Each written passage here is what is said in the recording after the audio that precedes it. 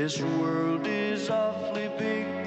Girl, this time you're all alone. But it's time you started living. It's time you let someone else do some giving. Love is all around, no need to waste it. You can have it down, why don't you take it? You might just make it after all. You might just make it after all.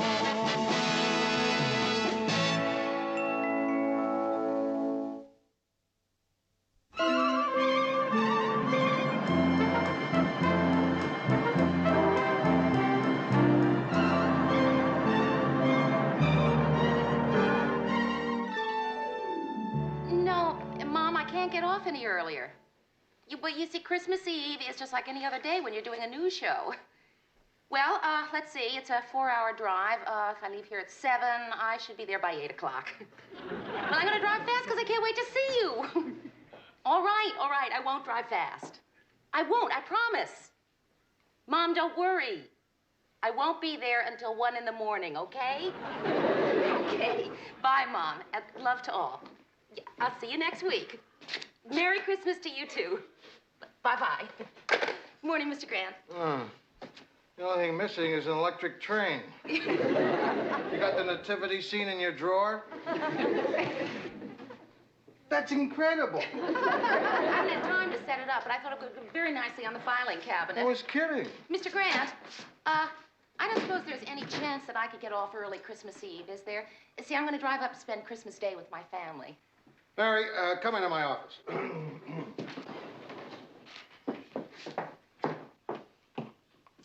Mary, the thing I wanted to talk to you...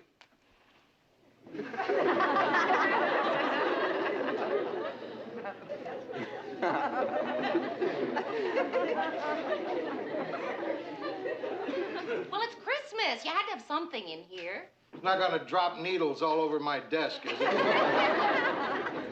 Sit down. You know, Mary, I haven't had Christmas off in 7 years.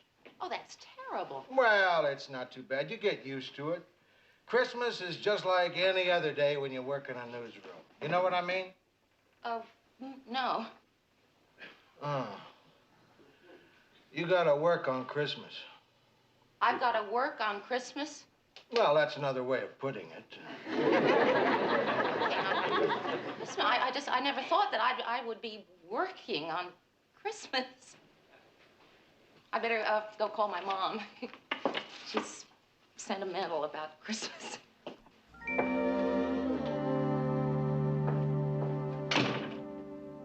I have a feeling that when I go to sleep tonight, 3 ghosts are going to visit me.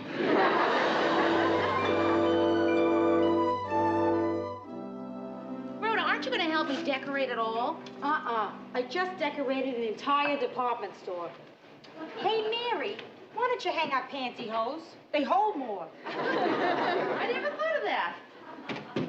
Mary, hurry up! Hi. Ooh, you know the wonderful thing about living in Minnesota? We always have a white Christmas. The thing that gets me is the white Easters. I never saw so much stuff. I can't help myself. I'm just a Christmas nut. Not just Christmas. I'm sure you feel the same way about Hanukkah, Rhoda. Oh, sure. Hanukkah, Christmas, they're all the Mary, do you mind if I leave Bess's gifts here? I don't want her to find them. She's been hunting around the apartment since Halloween. Oh, sure. Well, you see, this stuff is fantastic. same. Did you get anything for me? It's not exactly what I wanted. This is a 1/4 scale transparent figure with all the intestines. It's very educational also. Hey, Mary, don't you wish they had this kind of stuff when we were kids? Oh, Rhoda, look! Oh, now she is adorable. Oh. This doll is some dresser. I've been looking for a pair of shoes like this all winter. Didn't she, darling? Is she a talking doll? No. Ah, too bad. I was hoping she could tell me where she got those shoes. What are you getting for Lars? Hey, he's a doctor. Why don't you give him this thing with the intestines? Yeah. That is for him. Do you have any idea what he's giving you? He told me I could pick my own gift this year. Yeah. I picked cash. I'll be back up tomorrow to wrap these. Merry Christmas! Yeah, Bye. you too. Oh, wow, this is going to be some weird Christmas. What do you mean, man? Well, my apartment's all decorated. I got presents under the tree, and I'm not going to be here to enjoy it. I'll be working. That's it. Cheer yourself up. Yeah, but let me tell you something. When I was a little girl, we used to drive up to my grandparents' every Christmas, and on the way, we'd pass this diner, and there'd be these little old men having their Christmas dinner all alone, and it's just that this year I'm going to be one of those little old men.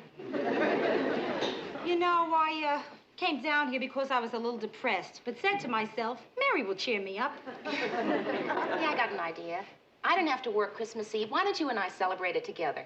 I don't know, Mare. I get the feeling that Christmas Eve with you could be pretty grim. No, come on, I'll be good, I promise. We'll light the tree and build a fire, and we'll have some eggnog and open our presents. Come on, what do you say? Okay, you're on. Good. Hey, listen, does this mean we're going to exchange gifts? Well, it wouldn't be a bad idea. Did you get mine yet? Yeah? What is it? Rhoda, you're not supposed to ask that. Well, how about a hint? Mary, I'm very competitive. I want to get you something better.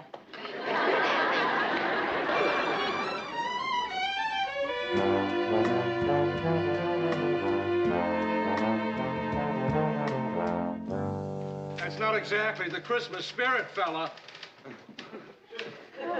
It's not what I'd call the Christmas spirit. No, sir, that is not the Christmas spirit. Well, what's wrong, Ted? Oh, they're just rubbing it in down the hall because they're having a Christmas party and we're not. Who's having the party? Everybody except us. In particular, that darn Chuckles a clown.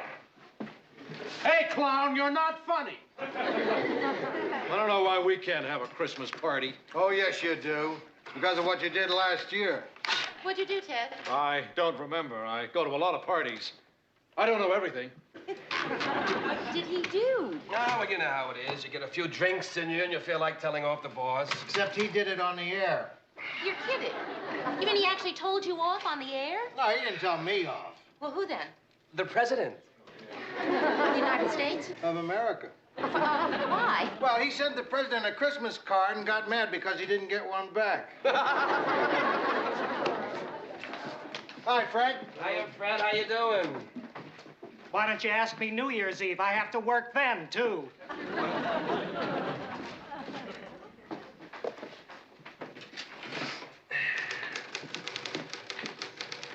What? Murray, we said we weren't going to exchange presents. Oh, I know, but, well, I felt so bad about you not being able to get home and all. I hope you like it. Oh, but Murray, the point is we did discuss it and we decided no presents. Oh, well, I don't know what to say. Except, here's yours. Oh, gee, man. Merry Christmas. I know. Listen, Murray, don't feel badly about me. Rhoda and I are going to have dinner together tonight, open some presents, and Ho, have a ho, little ho! The celebration. Silver Santa's here. Right now, I have personalized gifties for each one of my little elves. Lou? Gee, I wonder what it is. It's either a record album or a very stiff handkerchief. Fred? Mary? Thanks for the tie, Mayor. Oh, you're welcome, Ted. I hope it fits. Harlan? Ted, why don't we just file by and help ourselves? There's a way of doing these things, Murr. Avery? He's the only man I know that can make Christmas seem like mail call. Murray? Yo. Thanks a lot, Ted. Oh, this is terrific, I'm Ted. glad you like it, Lou. Yes, the year in review is told by Ted Baxter. I had the engineers make it up. It's a compilation of my best stuff. I'm surprised you needed an LP. Mary, Oh, thank you. I heard about you not being able to go home for Christmas after planning to and all. Yeah, it was a little disappointing, but everybody here has the same problem, or one like it. Look at you. It's Christmas Eve, and you have to work tonight. Well, I just want you to know that tomorrow when you're working and I'm at home, I'll be thinking about you. Oh, thank you, Fred. That's very nice. And I guess tonight when I'm working and you're at home, you'll be thinking about me. Well, I will now. You know, I just thought of something. When somebody's got a big family like I have, it seems a shame not to share it. So I was wondering, Yes? would you work for me tonight? Would I? Look, Mary, I wouldn't ask you if you were going home to your family, but what's Christmas Eve to you? You're going to be all alone. I'll trade you. I'll work New Year's Day for you. That way you'll be able to watch all the football games. Fred, I... Look, Mary, please. I've never spent Christmas Eve with my kids. Oh, Fred, that last part wasn't fair. I know, but I'm desperate. Mary, will you work for me tonight? Oh, right. Oh, yes. thanks. Will you at least cover for me while I go home and have some dinner? Oh, sure. And, Mary, I just want you to know I feel terrible about this. Good.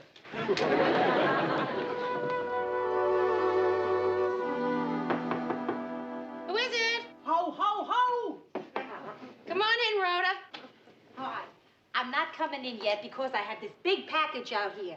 So big that I had to open the door first. Now I am bringing this big package into your apartment. And I am placing it under your tree. No, I'm not. I can't stand it. You gotta open it now, Mary. Rhoda. It's for me? Yeah, for you. Merry Christmas. Big. Should I open it now? Yeah, go on. It looks like somebody already opened it. I did. I opened it a few times to take a look at this fantastic gift. Oh, Rhoda. Oh, it's just... Isn't it great? Oh, wow. And listen, let me break you in on it.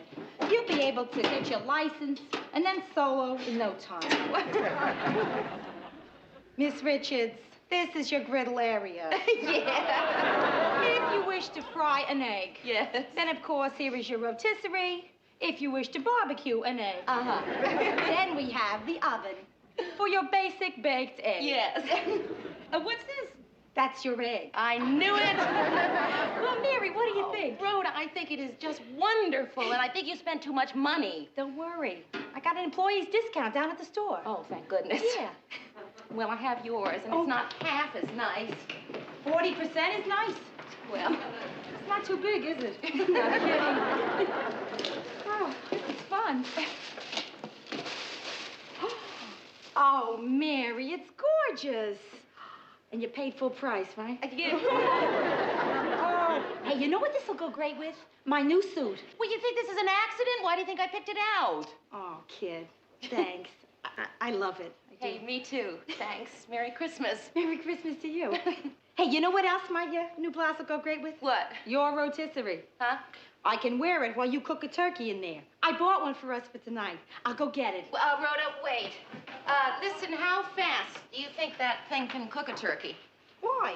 Because I have to leave for the office in 10 minutes. For what? To work. What? I traded with a man so that he could be with his... I don't even want to go into it. Terrific. Wonderful. You get me all hyped up for Christmas Eve and then you run out like this. What am I supposed to do? Stand out in the snow and light matches? Rhoda, will you please? You know, this has been a rough week, and the worst part is just about to begin. Okay, kid. Listen. I'll see you later tonight, huh? No, I have to work till midnight. Oh. Well, then I'll see you tomorrow. I can't. I'm working tomorrow. It's Christmas. Well, have a Merry Christmas. You too.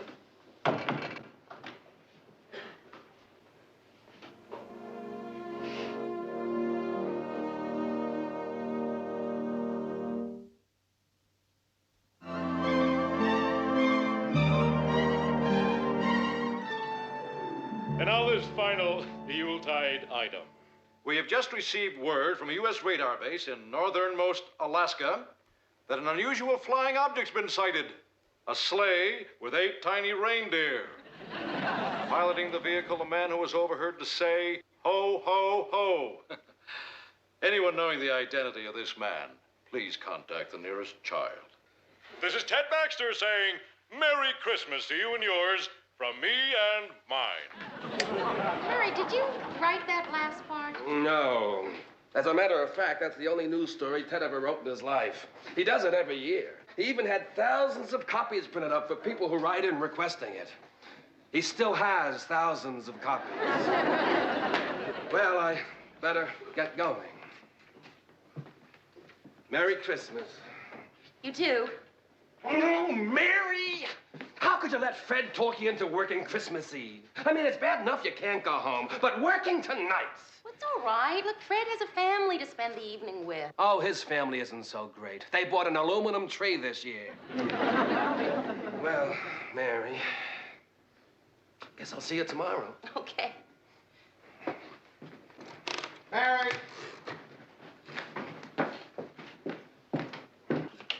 Not much for you to check tonight. Everything's pretty quiet. Yeah, I know. Typical Christmas Eve. There's an envelope for you on the desk there. Who's it from? Me? The crystal bells of Christmas bring love and cheer tonight to wish for you.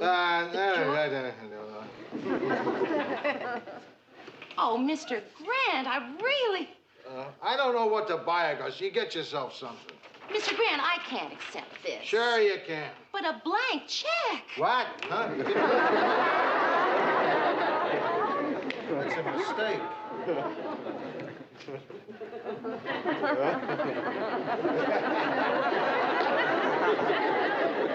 Why don't I just wait outside while you... No. All I have to do is fill in an amount here.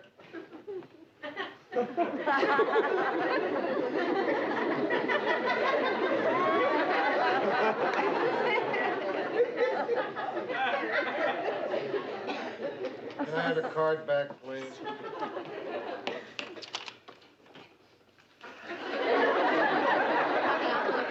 If you don't mind.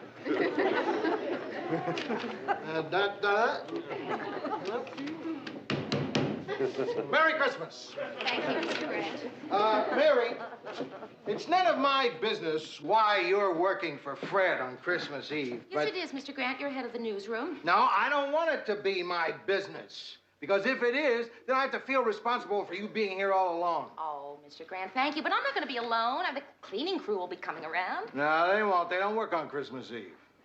Well, then there's the night watchman. There's only one man on duty tonight, and he has to stay downstairs in the lobby.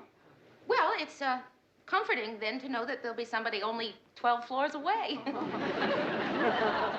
Look, I got some paperwork I can do. I'll stay. You go on home. No, Mr. Grant. You know, it would make it a lot easier on me if everyone would just stop feeling sorry for me and go home and have a Merry Christmas. Okay. I'll see you tomorrow. Okay.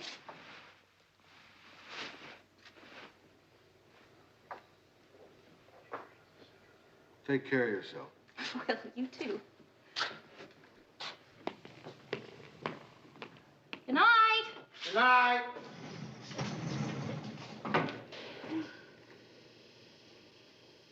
So,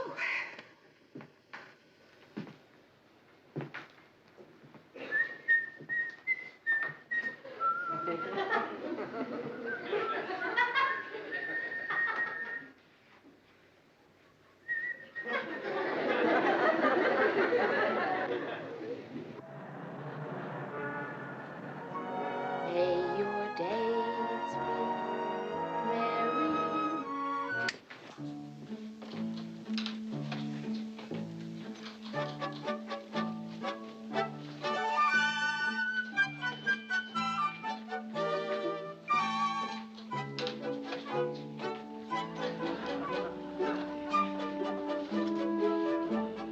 Hello there. Hello.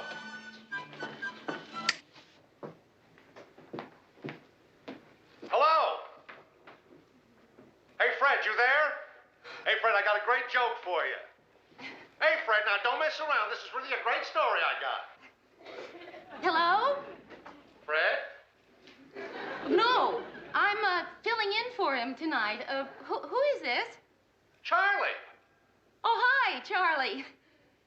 Charlie, I don't know what this is connected to. Where are you? Out at the transmitter. I'm Charlie. Oh, You've heard of me.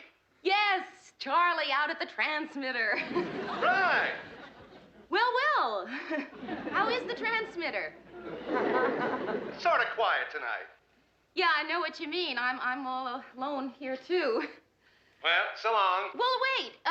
Charlie, can't we talk or something? What about? Well, you said you had a good joke. Oh, yeah. There were these two guys, and they're walking down this big alley. What's your name again? Mary. I can't tell it to you. Well, then, can't we talk about something else? I don't know what to say to you. I've never spoken to you before. Charlie, do you have any family? Nothing but 4 kids, 9 grandkids. Gee, I bet you wish you could be with them tonight, huh? I will be in about 15 minutes. The whole family's meeting over my son Paul's place. Every year we have a real old-fashioned Christmas. You'll get the kids up, and they'll open up some of their presents. Do you have any family? Well, not tonight, I don't know. It was really nice talking to you, Charlie. Same here, and Merry Christmas. You too. Oh, over and out.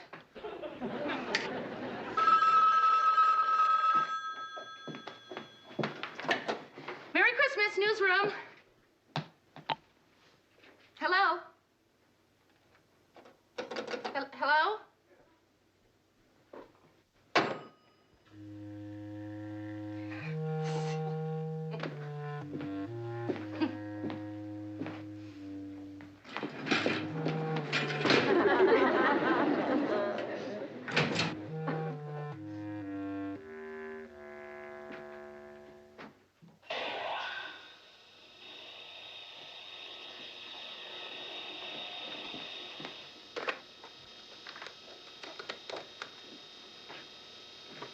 Hello, Rhoda. Listen, there's not supposed to be anyone in the building, and I just heard the elevator. Rhoda, I can't call the police. What am I going to tell them, that I heard an elevator?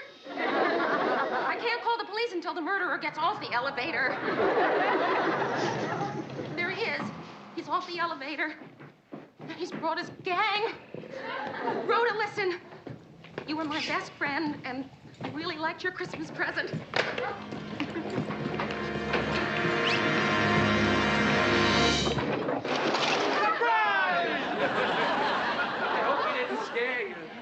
We were going to call you, but Ted wanted it to be a surprise. Were you surprised? Was I surprised? Oh. Hello, newsroom. Season's greetings. Mr. Green. What do you mean, is this the murderer? That's for me. You're the murderer? Rhoda, yes, everything's fine. Yes, of course, I'm sure. No, nobody's forcing me to say that. No, it's just Mr. Grant and Ted and Murray. I don't know why they're here. We're having a Christmas party. They're having a Christmas party. No. We're having a Christmas party. All of us. We are, yes. Hey, why don't you come down? All right, we'll see you in a little while. Yeah, Merry Christmas to you, too. Bye. Oh, Mr. Grant. Oh, Murray, thank you. Mary. Thank you. Oh, Ted, thank you. Oh, Ted, I'm sorry.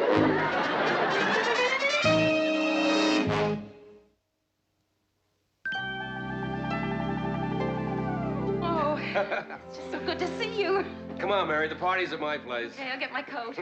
Hey, wait a minute. You're not off till midnight. Oh, come on, Lou. It's Christmas Eve. What's the difference? The difference is that the general manager has a habit of calling at 2 minutes to midnight to wish the night man a Merry Christmas. If the night man isn't here... You mean we have to kill a half hour here? Well, let's make good use of it. Come on, I got some paperwork I can take care of. Well, I guess I can write some fillers for tomorrow night's show. I think I'll go listen to my album. Hey, Mary, can you type this up again? Oh, sure, Mr. Grant. Da da da da da da da. La la la la la la la la. 'Tis the season to be jolly. La la la la la la la la. Don we now our gay apparel.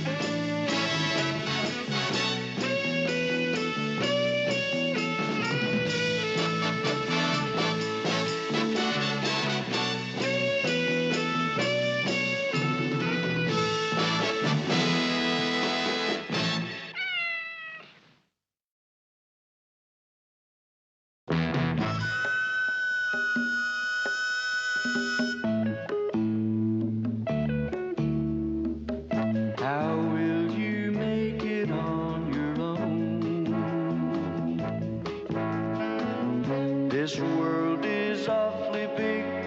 Girl, this time you're all alone. But it's time you started living. It's time you let someone else do some giving. Love is all around, no need to waste it. You can have it down, why don't you take it? You might just make it after all. You might just make it after all.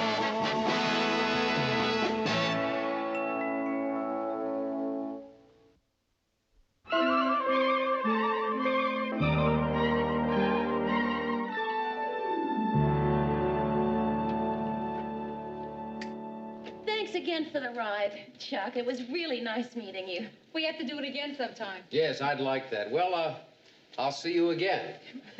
Bye-bye.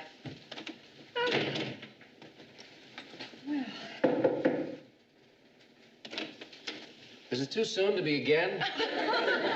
No, of course not. Come on in. We don't mind. If your wife doesn't.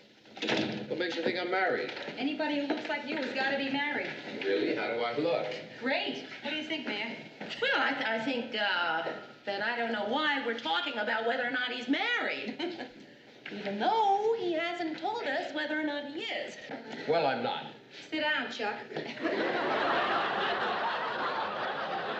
Thank you again for the lift. I really thought we were going to spend the night in the gas station waiting for her car to be fixed. I don't know what I'm going to do about that car, Mayor. 3 new batteries in 2 weeks. I'm getting sick of driving into gas stations and saying, a gallon of gasoline and a new battery, please. Well, I'll tell you, your car may not be much, but you've certainly fixed your apartment up great. Thank you. We like it. How long you lived here? About 2 8 years. months. You see, Chuck, I moved in first. Now that's beautiful. Oh, yeah, we like it. You can see almost the entire skyline of downtown Minneapolis. Oh, yeah, I didn't notice that. I was looking at maple tree out there. Oh, yes. Every morning we go out there on a little balcony and get fresh maple syrup for our pancakes. But I guess nobody's really interested in simple, old-fashioned girls anymore. Listen, speaking of pancakes, would anyone like a cup of coffee? We grind it ourselves. No, thanks. Really, I've got to get going. I'm a little late for a meeting now. Would you like to have dinner with me Saturday night?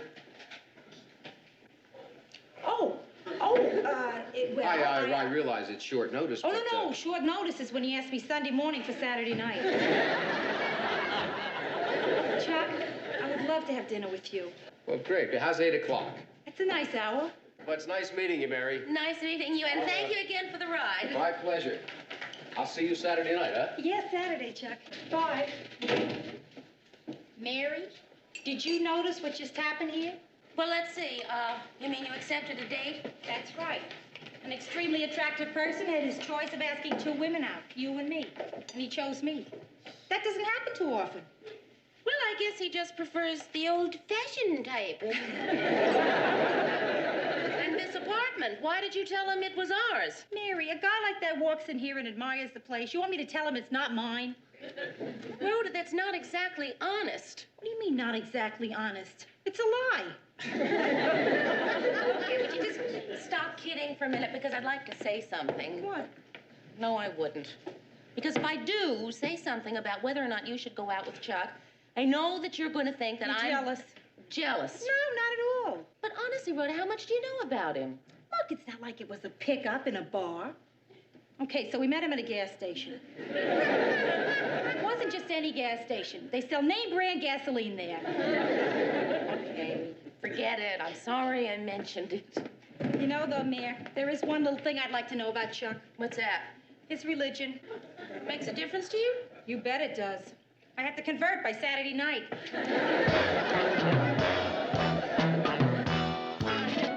Okay, people, cut to work. I got an announcement to make. I just found out we're going to be preempted tonight. Now, the first guy that says no news is good news is fired. What happened, Lou? Well, the parade we're carrying is running late. Last count, there were still 12 floats, 22 celebrity convertibles, and 5 high school bands to go. Well, why is it running so late? They made the mistake of putting the senior citizens band in front. Preempted by a crummy parade. No, don't worry about being preempted, Ted. It's not me I'm worried about, it's my poor TV viewers. Oh, I'm sorry. I thought you were kidding. What's happening with Rhoda and that guy? Are they still dating? Oh, you mean Chuck? Yeah. Yeah. Are they still going to those expensive places for lunch and dinner? Well, Murray, I'm sure Mr. Grant isn't interested in all this. Don't worry about me. I'm not even listening. Do you know that she still hasn't told him that we're not roommates? Last night I had to go to a movie I didn't want to see just because he was coming over for dinner. No kidding? What's the movie?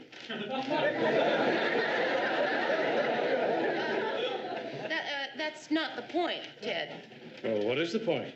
The point is that she is very interested in him, and I would be delighted for her, except that one thing bothers me. What's that, Mary? Well, he keeps spending all this money on her, and he doesn't seem to do anything for a living. You know, I have examined myself very honestly, trying to figure out whether I am suspicious because I'm genuinely concerned or, yeah, a little jealous. Well, why don't you talk to Rhoda about it? Can't do that. I mean, she already thinks that I'm a little jealous, but I'm not. I just honestly don't want to see her get hurt. Okay. Okay. Some of this I couldn't help overhearing. And I know what you mean. Why? Because I am the father of 3 daughters. And once in a while, one of them would bring home a boy I felt sure was up to no good. Used to drive me crazy wondering what was going on. Just drove me right up the wall. But I learned 3 things. I learned that you have to let people make their own mistakes. I learned that I was wrong about almost every suspicion I had. I learned how to follow somebody in a car without being spotted.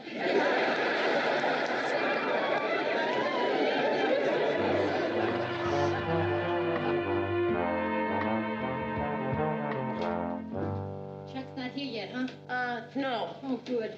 I'd hate not to be living here when he shows up. Hey, Rhoda, how much longer is this going to go on being our place? Listen, Mary, I'm going to tell him soon. I'm waiting for the right moment. You have any turpentine at your apartment? What do you mean, up at my apartment? This is my apartment. Do you have any turpentine? Sure. I use it to take my makeup off. If I have turpentine. I mean, I just need it. Well, why don't you call an online turpentine store? Maybe they'll deliver. Mary, look, before Chuck gets here, I got to ask you something. Do you ever take gifts from the guys you're dating? Well, depends. You know, like what? Like a car. A car? He gave you a car? No, he didn't give me a car. He offered me a car. A used car. His car. Used. Rhoda, his expensive car used is worth 3 other cars new. Well, look, it's not as wild as it sounds. He had a reason. What reason could he have for offering you his car? I said I liked it. Rhoda, look, I hope you don't think that I'm being overly concerned, but I think that offering you a car is not normal. That's what I thought, Mayor. And there've been some other things I've been worried about, too. Like what? Well, like he asked me, does it make any difference what he does for a living? I said, of course not, lying through my teeth. The way I figure it, any man who says, does it make any difference what I do for a living, is probably not a United States Senator. All right, well, let's try to figure it out. Now, who has lots of money and plenty of free time and can't even mention what his work is? Mary, I have been up with that one all night long, and I can only come up with 2 occupations. Spying and organized crime. Rhoda, there are no spies in Minneapolis. Okay, all right. I know he's not a spy. I'm as sure of that as I am that he is in organized crime. Rhoda! Think about it, Mayor. He drives a foreign car, black. He's spending a lot of money, a lot. And he never seems to work. Besides that, he's always going off to meetings somewhere. Well, now that's something. Organized criminals do meet a lot, don't they, to plan and everything. Right. It's my feeling. No, I can't be. That's him. I don't know what I'm being so picky about. Back home in New York, anybody out on bail was considered to be a professional man.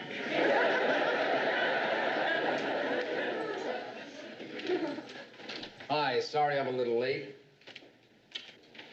Hi, Mary, how are you? Good. Fine, thanks. And you? Good, fine, thanks. You don't have any turpentine with you, do you? Just ran out. You're painting that? Yeah, I thought I would. Why? Well, I mean, it's wood, and wood is so beautiful. I mean, it probably took about 100 years for it to get that way.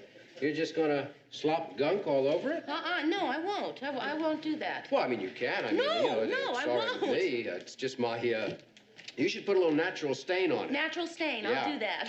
Oh, listen, Rhoda, I promised somebody I'd stop by and say hello tonight. Besides, I'd like you two to meet each other. Okay, who is it? My Uncle Frank. Well, he's not really my uncle, but he's an old friend of the family. My godfather. His godfather. You don't mind, do you? Oh, no, of course not. It should be interesting. I don't think we'd be back too late, Mary. Bye, kid. Bye. See ya.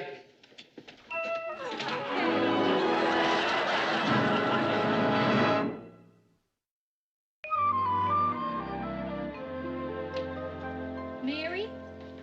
I guess she went out. Good. Chuck. Well, she always seems to be here. Yeah, that's the trouble with having roommates.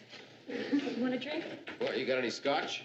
I'll check. Okay. Would you like some music? Yeah, music. How do you turn this thing on? I don't know. You don't know how to turn on your own record player? Oh, well, see, Mary does that.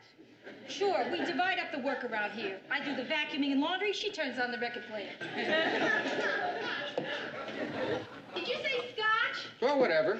What do you got? Well, you know, I can't find where she keeps her liquor. Her liquor? Oh, well, yeah. See, we each have our own supply, and I'm out, so... Oh, well, it doesn't matter. I mean, I didn't really want anything anyway. Hey, your godfather is really nice. Yeah, he liked you too, I could tell. How could you tell? Well, he talked about his work so much. He never does that. That sort of runs in your family. Okay, I guess I've been keeping it from you long enough. If you want to keep it from me a little longer, it's all right. No. If you don't want to see me anymore after I've told you, I'll understand. Chuck, it would have to be pretty bad. Sit down. Okay. Well, you see now, for the last 10 years, I worked for, and I was finally made a vice president of the Hercules Lawnmower and Snowblower Company. I wish you'd been honest with me in the beginning. I would have broken it off right then. You know, I must admit it occurred to me. Sometimes I'd wake up in the middle of the night. It would hit me. Maybe he's a vice president of the Lawnmower and Snowblower Corporation. And I'd say, no, Rhoda, put it out of your mind. It can't be. Not that. Are you finished? Yeah, I'm finished. May I continue? Mm-hmm. Would you sit down? Now, one night a couple of months ago, I noticed that sales of our number 62 combined mower blowers were down 1%. And I was upset. I mean, I was really upset. I was taking my fourth antacid pill when it hit me. I mean, what's the difference? How many Hercules mower blowers are sold in Minneapolis? Offhand, I can't answer that question. Well, I can't either. That's why I quit. Quit? Job that had to pay what, the $30,000? Yeah, I quit a couple of months ago, and now my vacation is almost over because I've got just about enough money left to do what I've always wanted to do since I was a kid. Buy out a candy store. Don't do it. I did it last week. It's not all it's cracked up to be. Okay, I won't interrupt you again, Chuck. I promise. I'm going to go back to college. All right. For 2 years. Okay. Because I want to get another degree. Terrific. So that I can become a forest ranger.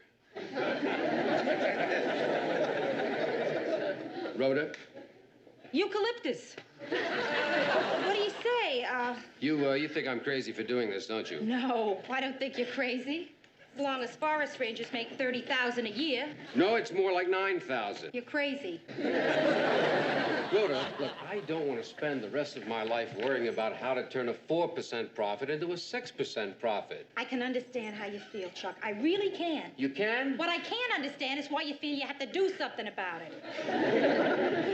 Well, why don't you try it before you put it down? How can you try a thing like that? Well, look, I'm going on a camping trip this weekend. Come with me. Oh, gee, Chuck, I Oh, don't come know. on. It's just one weekend in the woods. Listen, I can come back later. Oh, no, Mary. Look, as a matter of fact, why don't you come with us, too? A bunch of us are going on a camping trip this weekend. Hey, gee, that sounds like fun. I haven't gone camping in years. You mean you did that one time? Oh, sure. Well, I'd better go now. Look, Rhoda, I'll call you tomorrow about the hike, huh? Yeah, about the high call. Good night, Mary. Good night. Come, you'll enjoy it. Okay. Good night, Chuck.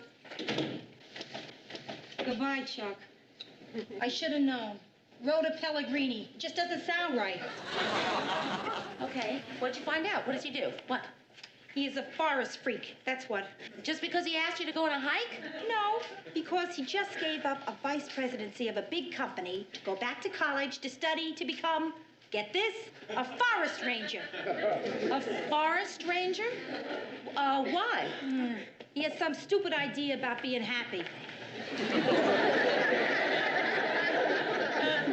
Why couldn't I met him 5 years ago? By now, I could have had him so far in debt, he couldn't even think about being a forest ranger.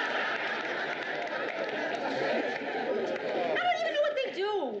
Well, they stand around in towers and look through, for forest fires. Yeah, that's it? Can you imagine me living up in a tree house with a guy in a Boy Scout hat? Think of the exciting evenings when Chuck is there pressing leaves into a book. Or when we have Smokey the Bear over for dinner. Hey, Rhoda, this is really a guy you like, right? Oh, yeah. Good point.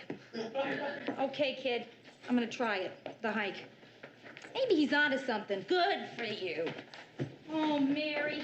What? All that fresh air. My lungs have been raised on exhaust fumes and industrial waste. I'm not sure they can take the shock. Tonight, this reporter will be at the Twin Cities German-American Society to serve as a judge in the annual potato pancake contest. This is Ted Baxter wishing you out there in television land a wonderful weekend, and to all my German friends who've Weiter seen. Oh, boy. Now that he's demolished English, he's branching out. Oh, Mary, Marie wanted me to ask you over for Sunday brunch. Oh, gee, Murray, I'd love to, but I can't. I'm going on an overnight hike. Hey, not bad for making up a quick excuse. No, it's not an excuse. I really am going hiking. Mm-hmm. And who you going hiking with? With Rhoda and Chuck and some of his friends. Chuck, isn't that the same guy you were so suspicious about? Yeah. It turns out he's an executive who's dropped out and is going back to college to become a forest ranger. You have to admire him for that. You know, if I didn't have a wife and kids... Yeah? I probably still wouldn't do it. Hi, guys. Speaking of dropouts... Oh, Murray, really, have you ever thought about it? If you could do something different with your life, anything at all, what would you do? Oh, I do a lot of things. I'd climb some of the world's great peaks. I'd build a little kind of raft and sell it to Tahiti. Wallpaper my rec room. But when you're married, you learn to compromise. How about you, Mr. Grant? Me? I'm happy just doing what I'm doing. I'm happy running this newsroom, and I'm happy telling people that this conversation doesn't interest me.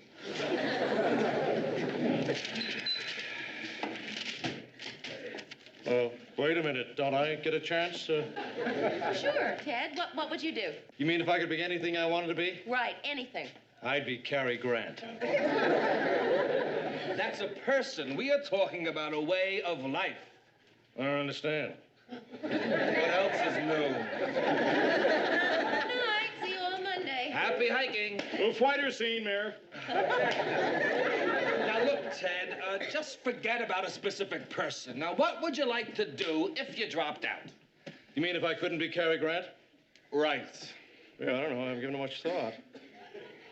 I guess I'd be a king.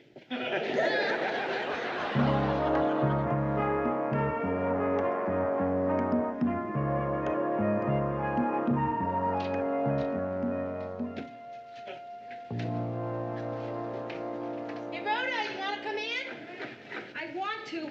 I don't know if I can. Oh, boy, all I want to do is stand under a hot shower. Me too. I may not even take off my clothes. Oh, boy, Mary, I ache all over. You want some help? Oh, no, I think I can ache all by myself. You know, you probably wouldn't be so exhausted if you hadn't carried all that extra junk with you. The makeup case, all the extra clothes. You're the only girl in the hike who dressed for dinner. It's true. But you'll never know the thrill of having a raccoon watch you change. Mary, tell me something, because I missed it. Why do people hike? You learned something about survival, didn't you? I learned about survival in the New York subways. Okay, Rhoda, but a forest is a lot prettier than a subway. It depends on the stop. Oh, Mary, let's face it. I just didn't fit in with that group of Chuck's friends.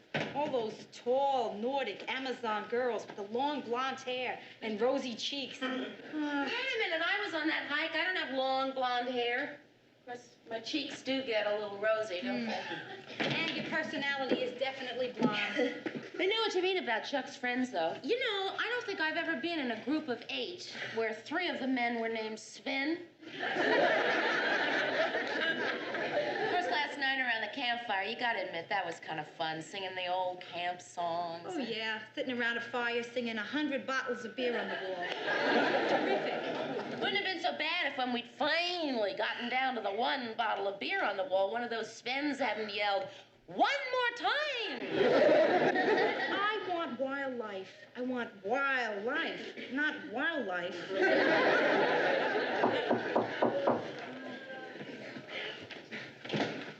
Hi, Rhoda here. Just barely. Come on in. I was, just leaving. Rhoda, if you want me, I'll be upstairs at Florence's. Who? Florence's. Oh, yeah, Florence.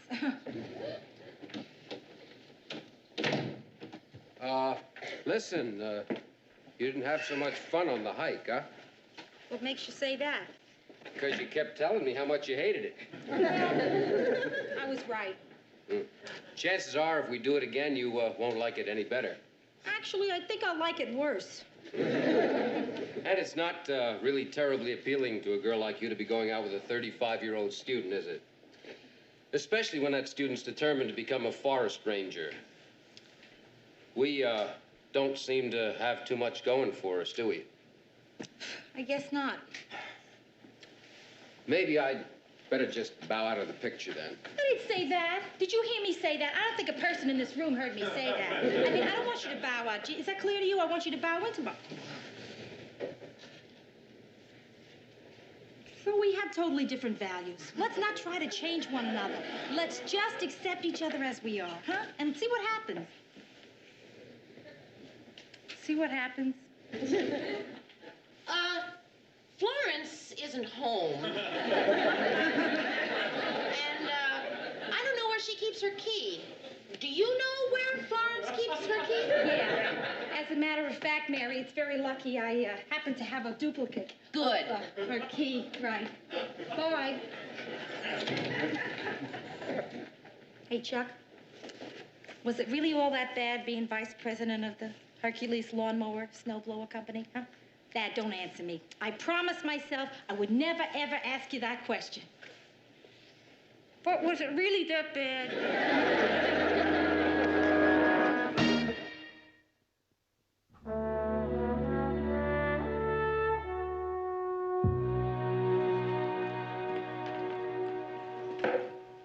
What is that you're reading? A book on tree diseases. What? A book on tree diseases. Anything wrong with learning about oak tree root rot? No, I guess not. What are you making faces? There is nothing wrong with acquainting oneself with the various parasites which present our National Park Service with one of its biggest problems. Besides, it works 2 ways. Rhoda, are you working on getting Chuck to go back into lawnmowers? No, I would never attempt to change his interest in trees. Just trying to redirect it a little. Do you know how much money there is in lumber? I'm not kidding you. A lot. Also, it's around something he loves. The smell of the wood and everything. Mary,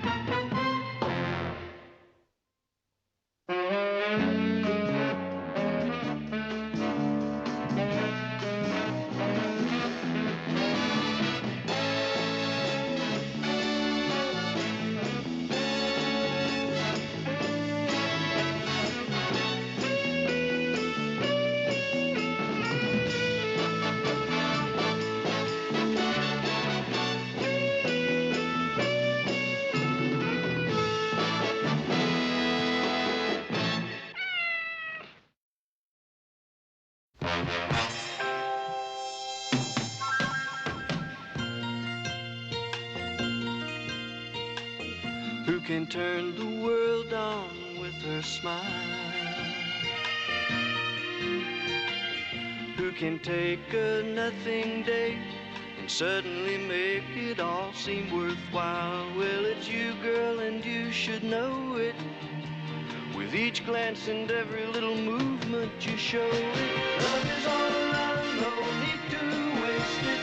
You can have the town, why don't you take it? You're gonna make it after all. You're gonna make it after all.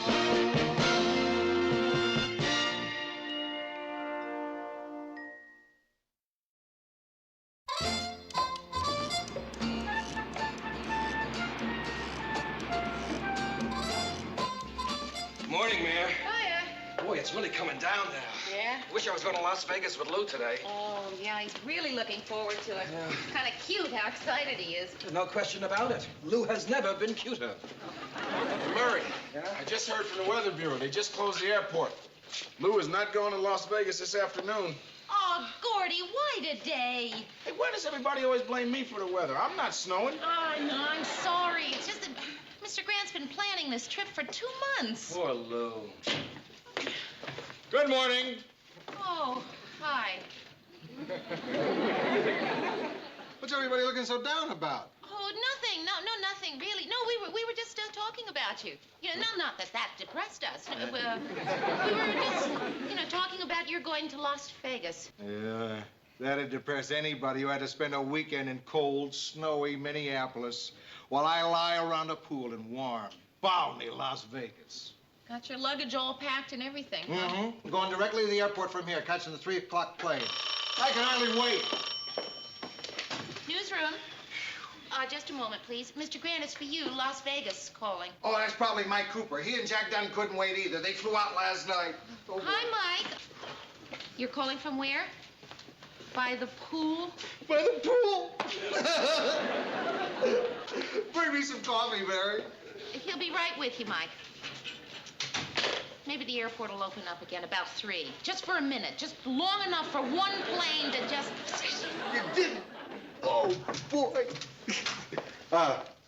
Mike, I can't ask you the next question I was going to ask because Mary just walked in. So you answer it without my asking. No kidding? Oh, man. Yeah. All right, okay. I'll meet you at the pool in 7 hours and 36 minutes. Yeah. They haven't been to bed yet. Well, what with Hoover Dam and all those museums? Mr. Grant, sit down. What? Just please sit down. All right.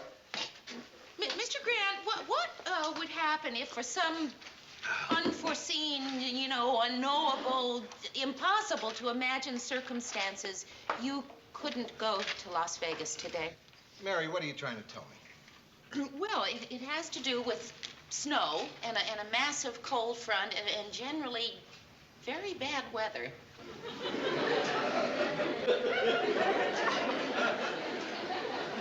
Yeah? Well, Gordy says the airport's closed.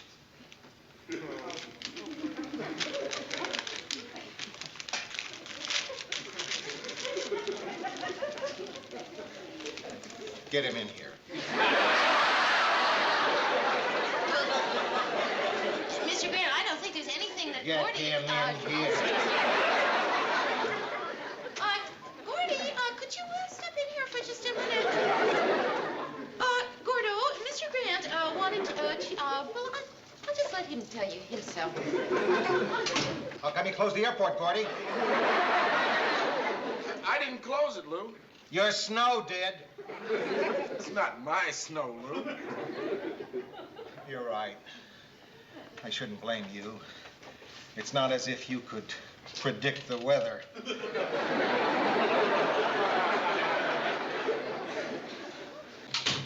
What'd he say? Well, what could he say? He always thinks of something.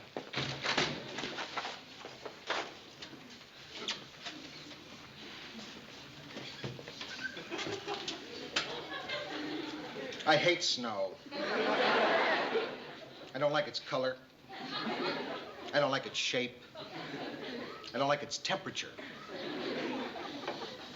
I don't like how it feels. Or what it does. I don't like it in snowballs. Or on hills. I don't like anything about it. It's a soft, wet, white, mushy, melting, freezing mess! I hate snow as much as I hate anything in the entire world. Hi, guys.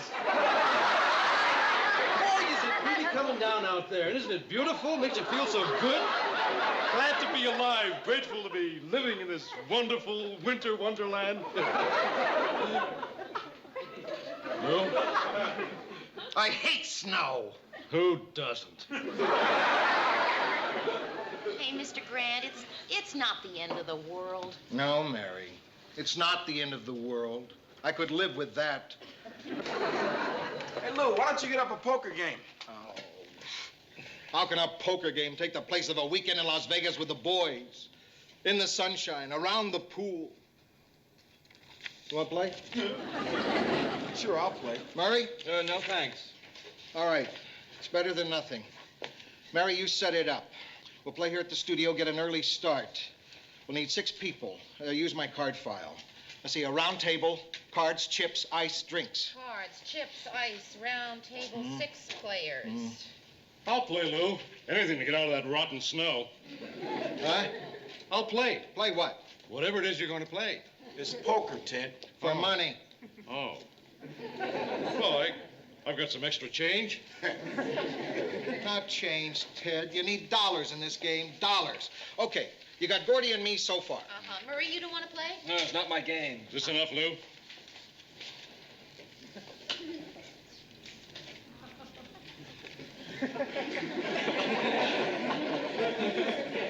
That's enough. How come when you order a sandwich sent in, they always send you the wrong thing? I don't know, they got my order wrong, too. I ordered a ham and cheese on rye, got a roast beef on white.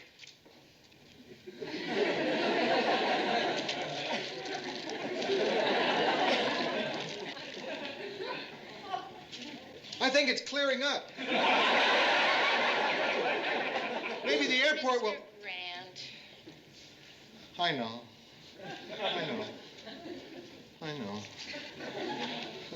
How's my game coming, Mary? Oh, well, I got Pat, your bartender, so that's 4 so far. How about Harvey Ames? Dr. Ames is at the hospital. Well, have you tried him there? He's in the operating room. Oh, they have phones in operating rooms, Mary. Use a little muscle. If you can't get 6, I'll settle for 5, but no less. Okay, Mr. Grant, what do you want for drinks? Scotch and water. That's it? Just scotch and water? It's 3 kinds of drinks. Scotch, water, and scotch and water. Wait, what about food? All right, get a little of that. Murray, you sure you don't want to play? No, thanks. Newsroom. Oh, hi, Wally. The production department does have a round table? Great. Listen, could you bring it up here? Uh-huh. Well, no, I guess it'll have to be all right if that's the only one you can find. Okay, thanks a lot. Bye-bye. Well, Wally says the only round table we have is the one they use for the children's birthday parties on the King Artie show. You mean we're gonna have to play poker in King Artie's castle? Yeah? Listen, you're sure you don't want to play? No, thanks. Besides, I promised Maria to be home early tonight. Just seems like it'd be fun, you know, all the guys playing poker. You still playing tonight, Gordo? Oh, I wouldn't miss it for the world, Ted. There's 3 of a kind beat a flush. Other way around. 3 of a kind does beat 2 of a kind. Right. What's a kind?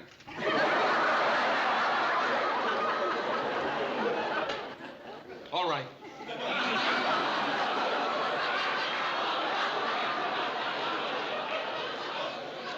All right, I'll play.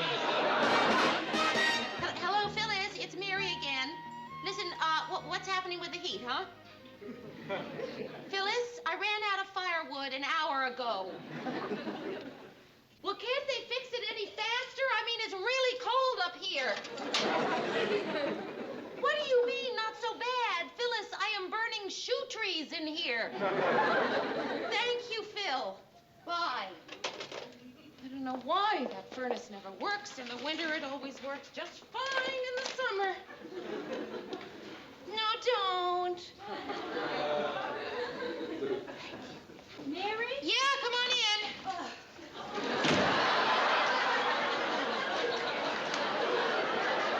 Mary, I was in bed, right? Then I started to feel all warm and relaxed, like I was falling asleep. And what's wrong with that? Then I remembered. This is how you feel just before you freeze to death. Hey, kid, can I plug in here? Yeah, you can go and try it anyway. I think I'm overloaded now, though.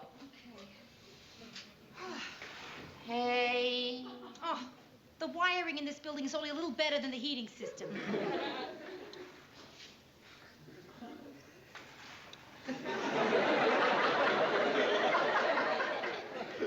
This gives me a real feeling of power. I wonder if I'm doing this to all of Minneapolis. Hey, listen, just don't get carried away, will you? I really think we're living dangerously here. Yeah, you're right, kid. Okay, now I got it on 5. You think 5's okay? 5 is good. Good on 5. Listen, when you knocked, I was thinking of putting some turnovers into the oven to get all crispy and warm. Oh, yeah, that sounds really good. Okay, they should be ready to eat in about 20 minutes. Eat them? I thought we were going to wear them. Hey, could you get that for me? Okay, Mayor. Whoever it is, I'm inviting them in. We'll huddle together and share our body heat. Hi. Hi. Hi, Marie. Rhoda, you remember Marie? Of course. Murray's wife. And a fine person in her own right. Thank you. Mary, I am so upset. I have been all over town. I've called everyone I know. I even called the police. Marie, what is it? I can't find Murray. I was hoping he was here with you. Oh, no, Murray's not here. Oh, thank goodness. Wait, no. He's down at the station. No, Mary, he isn't. He called to tell me that he was working late. So I went down there to take him a sandwich because I thought he might be hungry. And the guard let me in, but there's nobody in the office. Oh, wait, Marie, no, he's down in Studio E with Mr. Grant and Ted and Gordy. Oh, it's so good. Oh, you silly. Come on in and thaw out a little while. Marie, do you have that sandwich on you? Oh, yeah. Here, Rhoda. Hey, girls, how about some hot coffee? Great. What are the guys working on so late? Oh, they're not working. They're playing poker. Poker? Oh, no. What? Well, Murray is a compulsive gambler. I mean, once he gets started, he just can't stop. Didn't you know that? What? Marie, how would I know that? Oh, you're right. I'm sorry. Anyway, I shouldn't take it out on you. I should take it out on whoever got him in that game. Who got him in that game, Mary? I did.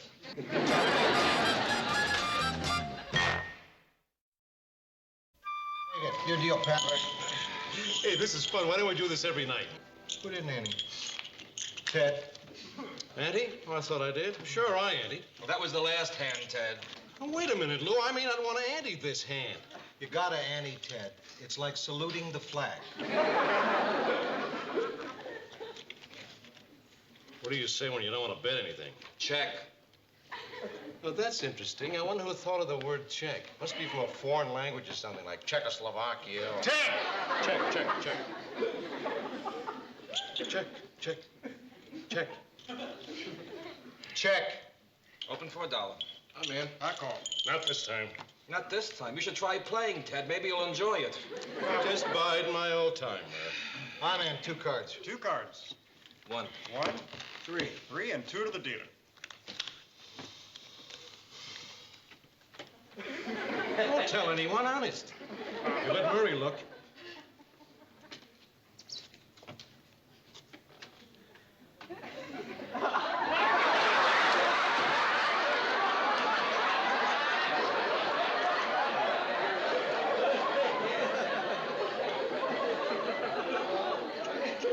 Okay, Lou.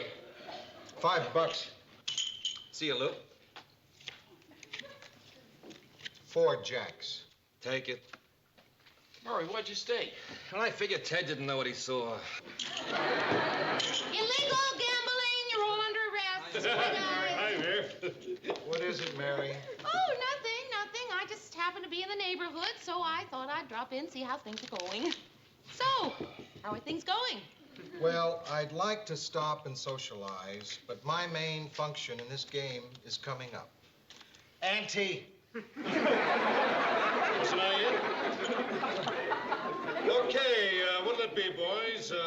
Let's see. No peaky low ball, spit in the ocean, or baseball? I want to play 7-card stud. 7-card stud. The 3s and 9s are wild, and 1-eyed jacks and black queens. But if you get a 4-up, you get an extra card down. Murray, can I talk to you for a minute, privately? Mary, to talk to you privately, I have to be dealt out of a hand. Yeah, but Murray... Why don't you write him a note and let Ted deal it to him? Check. Check. Is this your chip or mine? I think it's mine. How's it going, Murr? Well, not too good. What does that mean in, money? Well, I'm only about 20 ahead. Oh, well, that's great. You're ahead. You want to know how I'm doing, Mary? I'll tell you how he's doing. He hasn't played a hand all night. And he's winning. Check. Now, cost you $1. How's the food holding out? Fine. Nobody's touched it. Hey, I'll tell you what we do. Why don't we all go out and get some pizza? You just finish up this hand, and then we'll all go out and get some pizza. What do you say, huh? I have a better idea, Mary. Why don't you go out and get a pizza and take it home with you? Bet. I bet $1. Murray, would you like a lift home? I'd be happy to do that. I'm going right by. I can take you right to your door. I could do that. I would. Murray, I would. You're banished from this kingdom. Murray, are you sure you don't want to lift No, thank you, Mary. home? No, thanks. Say good night, Mary. Good night. Good night, Mary. Good night, Mary. Hey, who's gonna bet? There's so many wild cards, I don't know what I got. Fold. All I got is 6 10s. Take it. Murray, listen, I was thinking... Good night, Mary. Deal for me.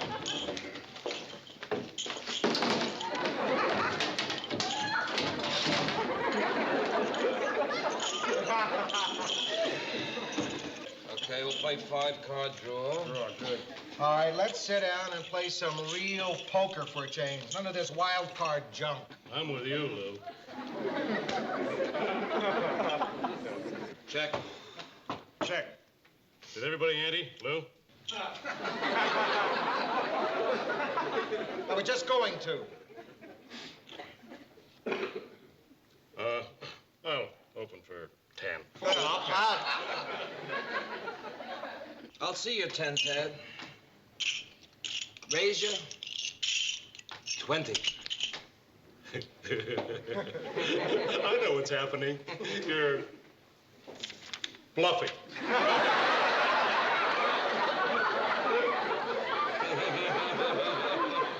It cost you 20 to find out. I think I'll take my 10 back.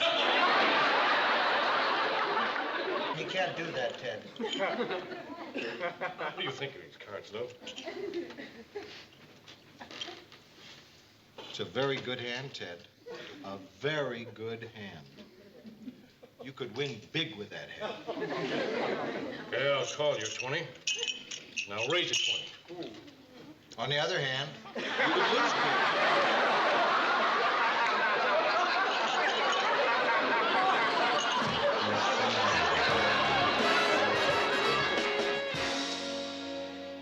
Good morning, Mr. Grant. Hello, Mary. How'd it go Friday, after I was banished? Who won? Well, Mary, there's something you have to remember about poker. What's that? It doesn't matter who wins. It's being involved in a group activity with people you like. And Ted.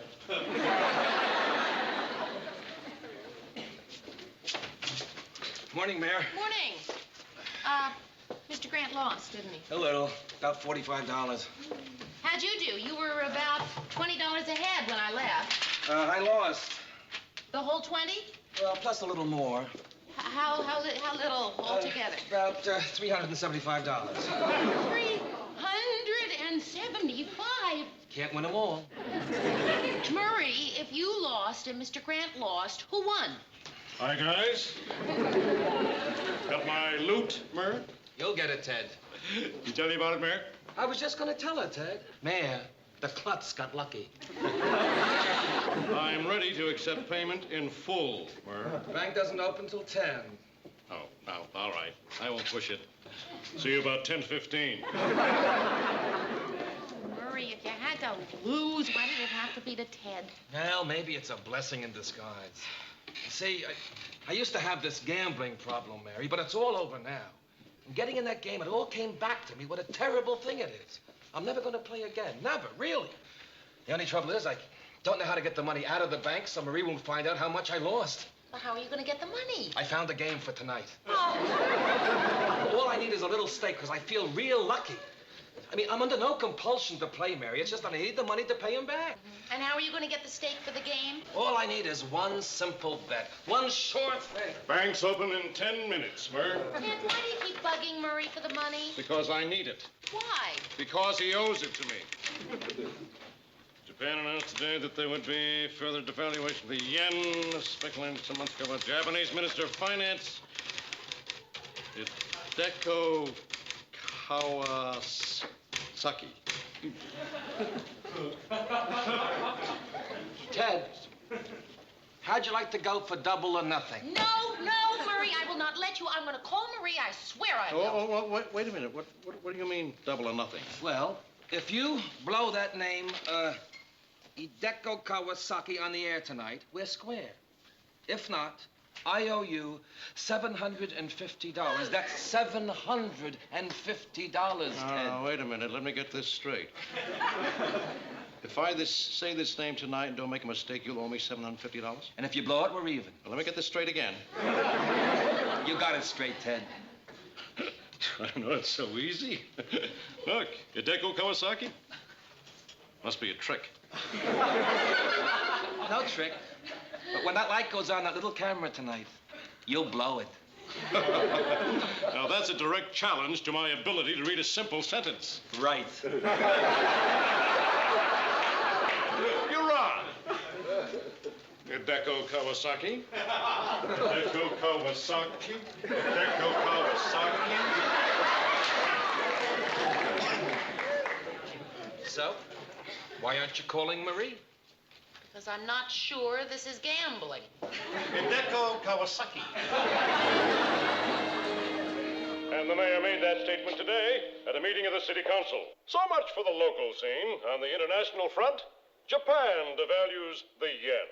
That story in a moment, right after this commercial sausage.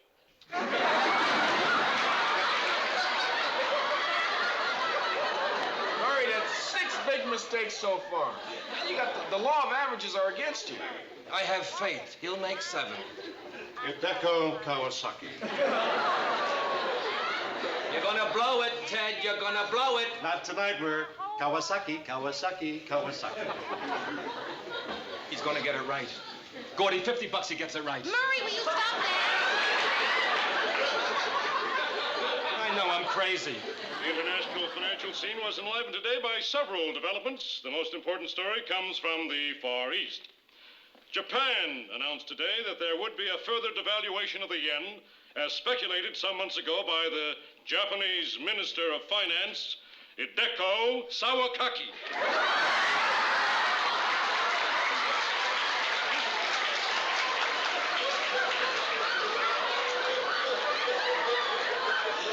Damn!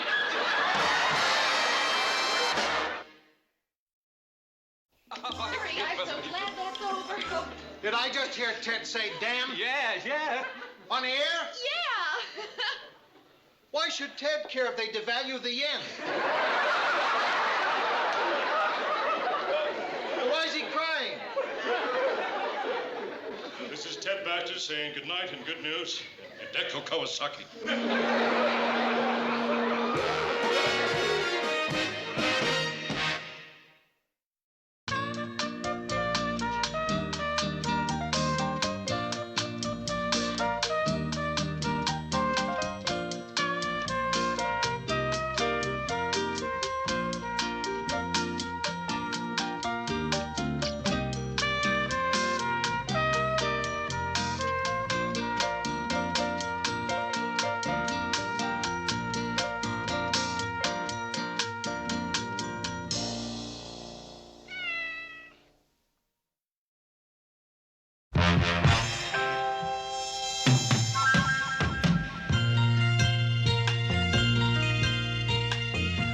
can turn the world on with her smile,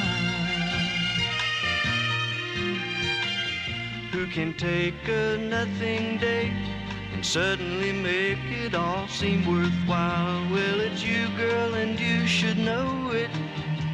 With each glance and every little movement you show it. Love is all around, no need to waste it. You can have the town, why don't you take it? You're gonna make it after all. You're gonna make it after all.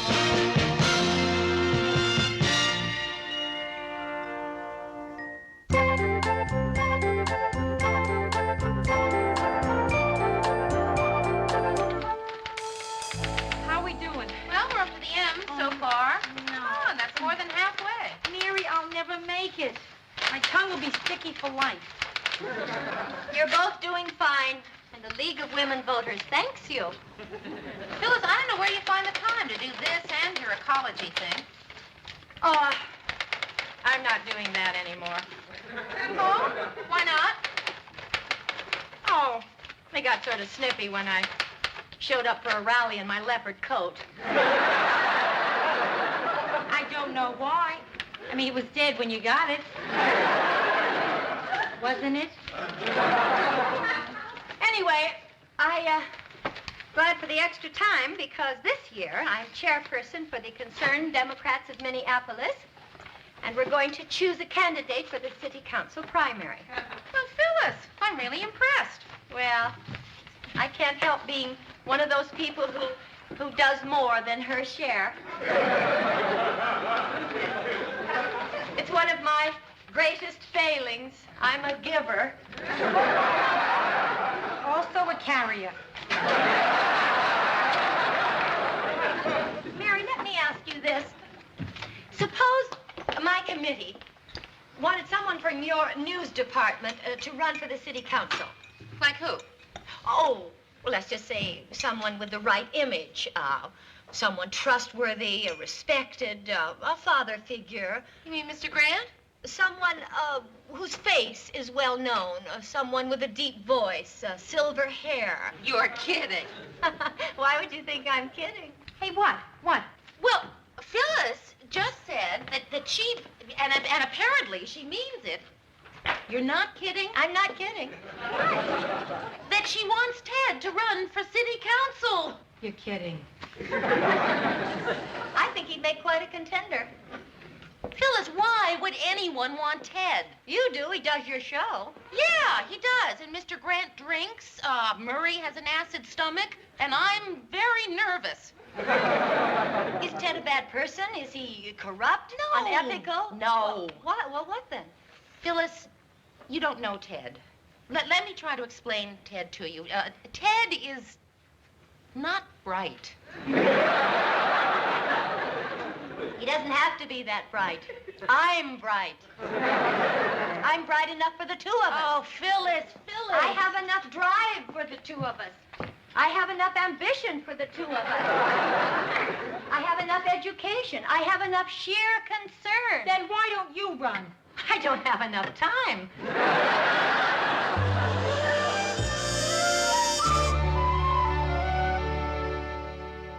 Give me your honest opinion, Georgette. How was I tonight on a scale of 9 to 10? I thought you were just marvelous. But then I always do. You know that. That's true, and I think you're on solid ground. My friends are so jealous, they keep asking, what is Ted Baxter really like? He's just a simple reporter doing a small job vital to the survival of democracy. Ted, that's beautiful. It's a newsman's credo. It's on the masthead of my high school newspaper. That, along with our motto, we freely choose and have no fear. We print the news from near and far. That's funny, I always thought that rhymed. Get that, Winnie, honey. Hi, Georgette. Hi, Ted. Nice broadcast tonight. Hi, Mary. Really good. Hope you mean it. You remember Phyllis Lindstrom, don't you? Oh, hi, Phyllis. So nice to see you again, Ted. Thanks, Phyllis. Hope you mean it. Can I get anyone a cream soda? Ted always has one after the show. It relaxes him. No, thank you. None for me, thanks. Okay. Please, sit down. What can I do for you?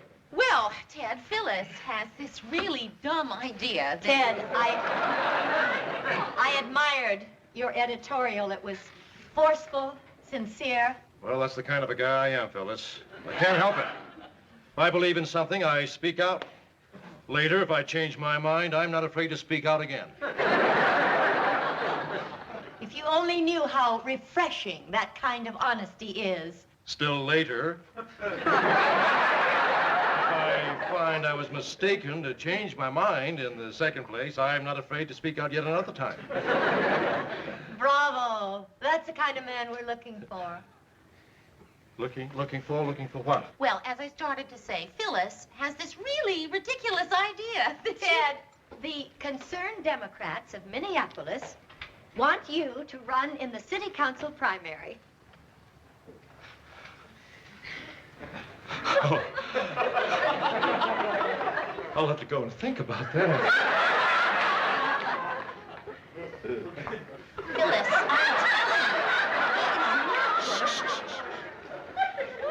Let him think about it, Mary. I'm afraid this is distracting him. Is this distracting you, Ted? We'll be quiet until you're finished. It's okay. I'm almost finished.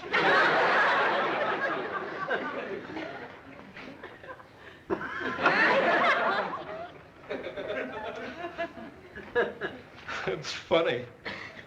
Just a few moments ago, I was just the best darn newscaster in America, and now this. Ted, you can't do it. You're a Republican. How can you possibly run as a Democrat? I'll switch. What have the Republicans ever done for me? It's out of the question, so that's that. Well, I told that to Ted, Mr. Grant, but he wouldn't listen to me. Because you weren't brutal enough. That's my job, being brutal. You see, Mary, what Ted doesn't understand is that the second he decides to run, he's no longer my anchor man. So there's no contest. He's gonna stay. Well, I'm glad that's settled. Yeah. I can just picture him out on the campaign trail, kissing hands and shaking babies. Hi, gang.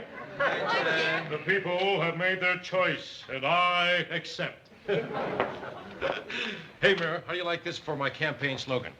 From newscaster to newsmaker. Eye-catching, it's simple. Just like the candidate. Ted, before you make any commitments, I think you ought to talk to Mr. Grant. He wants to explain a few things to you. Oh. Hi, Ted. Oh, hi, Gordo. How's your new career going? Hey, the news must be all over town. Where did you hear it? You told me. Oh, yeah, that's true. Say, so what do you think? Do you think I've got what it takes to make it in politics these days? I'm afraid so. Thanks. Ted, get in here. Oh, yeah, okay, Lou. Don't talk about me while I'm gone. I'm only kidding. You can talk about me. I'm glad I caught you alone, Lou. This is probably a good time for us to have a talk. No, it isn't. This is a good time for one of us to have a talk and one of us to have a listen. Well, suit yourself. I'll be brief. I just thought that it You're would not running for city council, Ted. It's that simple. Thank you for coming in. I'm glad we had this little chat. You got it all wrong, Lou. I am running for city council. Let me make something clear to you. You can't be a newsman and run for office. Oh, sure I can. I'll budget my time, take shorter lunches. It's not my rule. It's the FCC's. You can't do both. And if you do, I have to fire you. Am I getting through to you now? I understand that last part. Therefore, you are not running for city council. Yes, I am, Lou. No, you're not, Ted. Yes, I am, Lou. Comes a time when a man must do what he thinks is right, regardless of personal gain or loss. You mean that? Yes, I do, Lou. Why, Ted? I think you're sincere, but I can't figure out your motive. Well, I only ran for office once in my life, Lou. In high school, for student council. It may sound silly, but that might have been the happiest time of my life. How never forget how it felt to have people root for me. You win? I got clobbered. But that was a long time ago, Lou. Before I became Ted Baxter. I'm gonna go all the way and show those people, Lou. So, fire me if you want to. In fact, if it'll help you any, I'll resign. You're that sincere? Okay, Ted. Tell you what. You resign for now. Then later, the door will always be open if things don't work out. You mean if the unthinkable happens? No. I mean if you lose. All to work, everybody. I'd like to make an announcement. Ted has informed me of his wish to do something for the people of Minneapolis. Towards that end, he is resigning as our anchor man. Mr. Grant. You'll always have a friend at the city council. What happened in I there? don't know. It was very confusing. For a moment there, he seemed to make sense. Don't worry, Lou. I won't leave you in the lurch. I'll help you find a successor no matter how long it takes. Gordy? Of course, I don't kid myself it'll be easy, but we'll stage a massive talent hunt. And I will personally screen all the candidates. And if we're lucky enough to find Mr. Right. Yeah, Lou. You're the new anchor man. Think you can handle it? What's to handle? It's a milk run. Good. Good luck, Ted, and goodbye.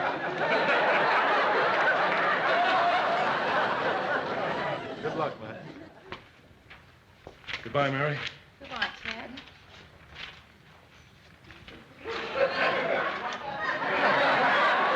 Lou. Ted. Murray. Goodbye, Ted.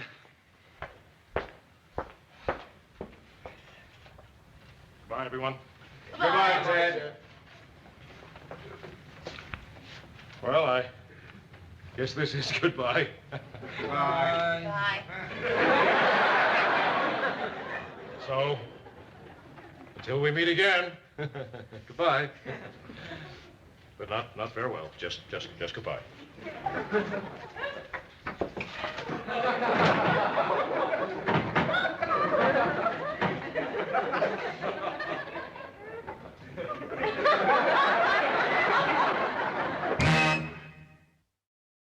Mr. Baxter, are you for or against the school tax? Against.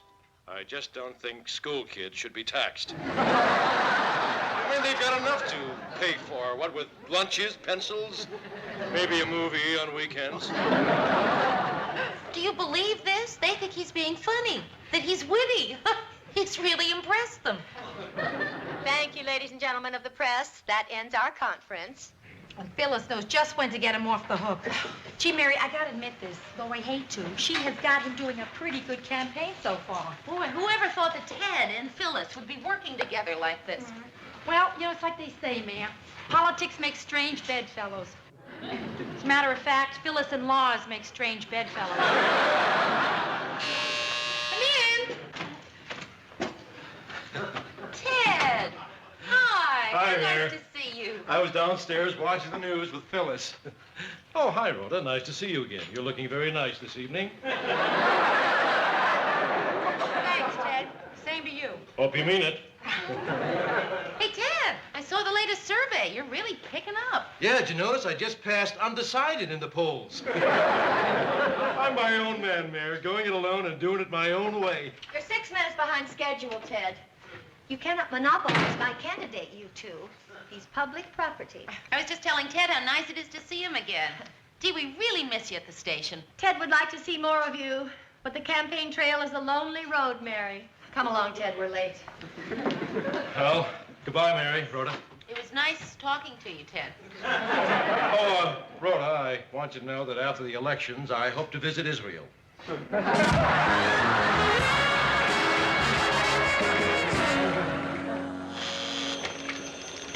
Yeah? Well, no, you're just going to have to take a message. It's so busy around here today. Okay, thank you. Oh, be darned. Ted actually has a chance to win the primary. I know. Well, the city's loss will be our gain. Hey, Frank, can we get a film crew in the 11th Ward? Well, you know, do some random sampling, interviews, things like that. Hang on a minute, will you? Yeah?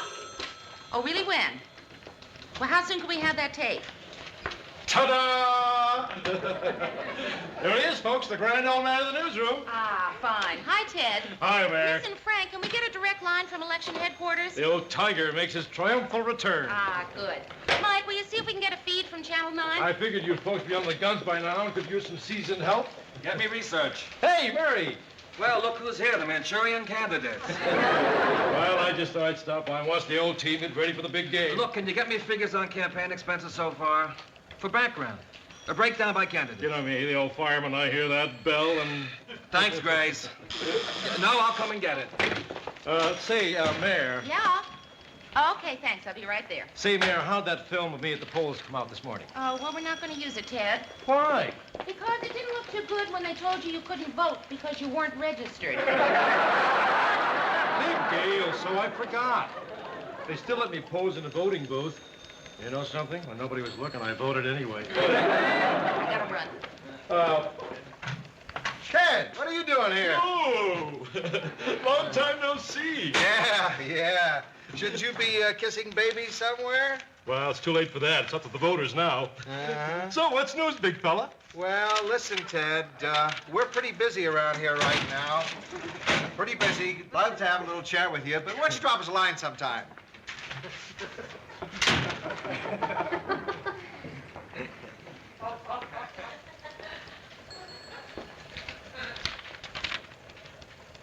Although it's still much too early to project a winner, a number of trends have developed which experts could not have Gnosticated. Hi, Ted. Hi, Gray. Pretty busy, huh? Yeah. Nothing like a newsroom on election day. You're telling me. You want to know something? I miss it. Oh, we miss you too, Ted. You do? Yeah. Gee. Your audience misses you too, Ted. Did I get any mail? Oh! Yeah, you got a lot of mail. No from kidding. people, sure. How many? Oh, 650. Wow, no kidding. Can I see them? Oh, well, I don't have the Well, letters, just you know. show me, tell me where they are. Yeah, I think maybe Murray has them. Come on, Mary, I want to see them. They're my letters.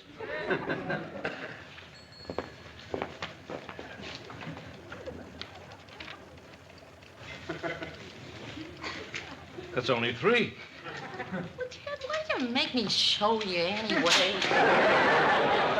Hey, you know what, Ted? Everywhere I go, people yell, "Hey, Gordy, when's Ted coming back?" No kidding, they do? Yeah. Where? Everywhere.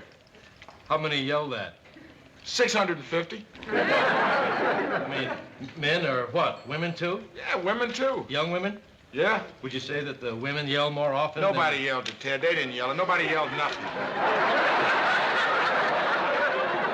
Why do you make me do this? You always push too hard. Nobody yelled, huh? A few. How many? 3. I think you're the greatest, Mr. Baxter. I'll die if you don't win. Hope you mean it. Hi, Mayor.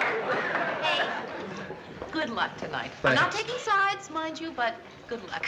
Welcome to the landslide. Mary, aren't you working tonight? Yeah, I am, right here. I asked for the assignment. Oh. How are the returns? Well, I don't have the latest on Ted yet, but the party's doing fine statewide. I guess my coattails were a lot broader than some people thought. Oh, hi there. Thanks for coming. Mary, look at my face. Do you notice something? You look a little tired. My eyes. What do you notice about my eyes? Circles under them, a little red. Possibly. But that glow you see is the light. The light, Mary. I have seen it. This is only the very modest beginning. Today, Minneapolis. Tomorrow, well, finish it for yourself, Mary. I will, Phil, but I gotta go check and make sure the crew's ready for Ted's speech. See you. Thanks for coming. Welcome to the Baxter bandwagon. Oh, Ted, I'm so proud of you I could burst. Everybody here feels the same way.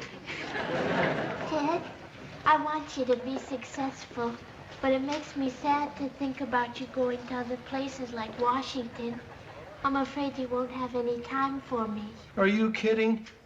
When they call me up in front of those Senate investigating committees, you're going to be sitting there right there behind me. Oh, Ted, you always say the right thing. I try.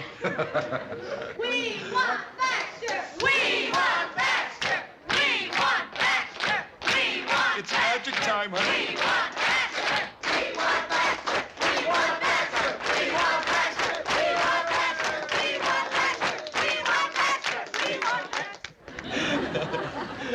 Thank you all for coming here tonight. I know you're all waiting to hear me give my victory speech, but I think it would look much better if we waited till the votes were counted. But when those Baxter votes start pouring in, you'll be the first to know.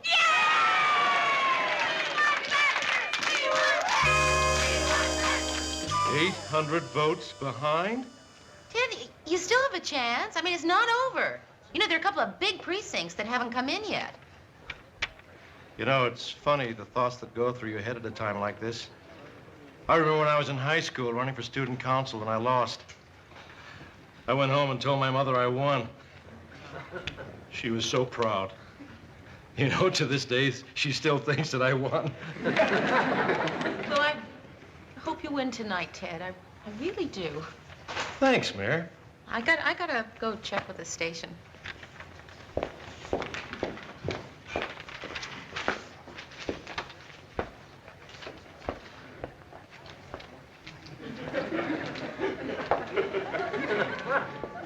Ted. Oh, Ted. Oh, Ted. Ted, I don't know what to do, Ted, I don't know how to break this to you. This sounds like bad news. We lost, Ted, we lost. Well, what about all those big precincts that hadn't come in? They came in. We're finished, Ted. Crushed. Wiped out. Annihilated. I don't like the sound of that. I told everybody I was going to win. So did I. I believed in us. I felt we had such bright, untarnished hopes for the future. I felt we had mountains to climb, promises to keep. But the light failed, Ted. The dream died. Oh, my Lord. We gotta pick up the pieces, Ted. We've gotta walk out there, our chins high. Show them what we're made of. They want to hear from you, Ted. Talk to them. What'll I say? I don't care. I could read my victory speech, but that's such a happy speech. Adapt it. Improvise. My friends,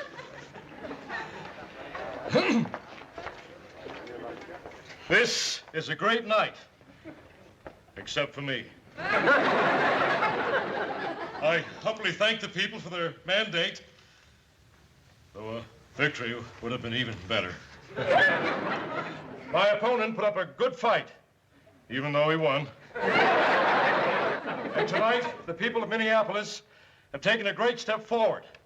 And if that's what they want, the hell with them.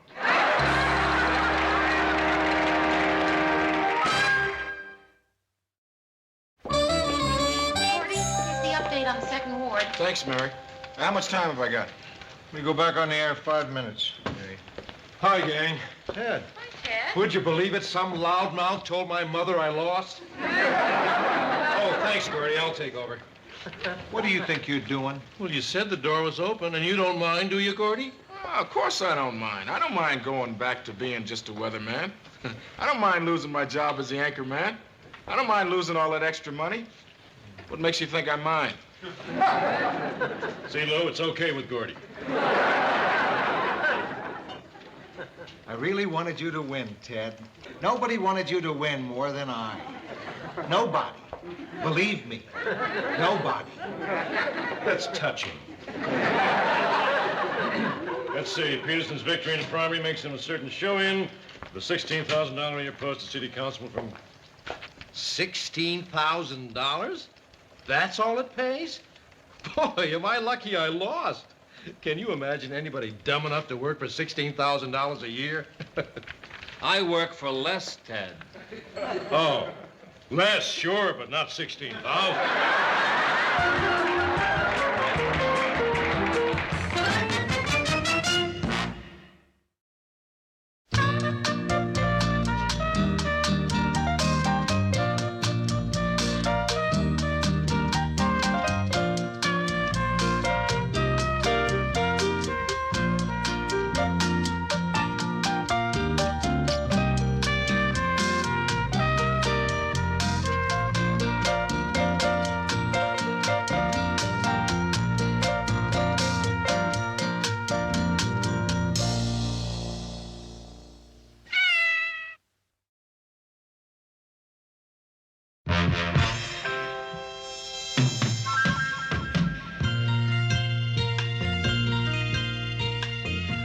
can turn the world on with her smile? Who can take a nothing day and suddenly make it all seem worthwhile? Well, it's you, girl, and you should know it. With each glance and every little movement you show it. Love is all around, no need to waste it. You can have the town, why don't you take it? You're gonna make it after all. You're gonna make it after all.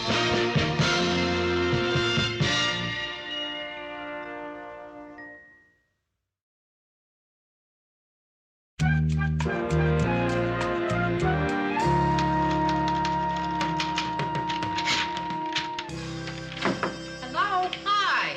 I am here to rescue you from whatever it is you're doing because tonight is the last night of the Paul Newman, Robert Redford movie. Both of them married together in the same picture. 2 fantasies for the price of one. No. Come on. Don't tempt me, Rhoda. I can't. Mary, please, you're not hearing me now. Newman, Redford, you, me.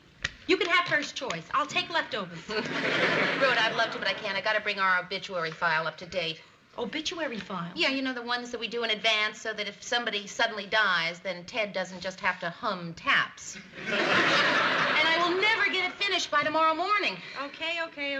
You got me. What do you mean? Ah, Mary, please. You think I don't recognize that old routine? Sure. That's the famous get the other person to help you write obituaries ruse. Works every time. So, what letter are we up to here? A.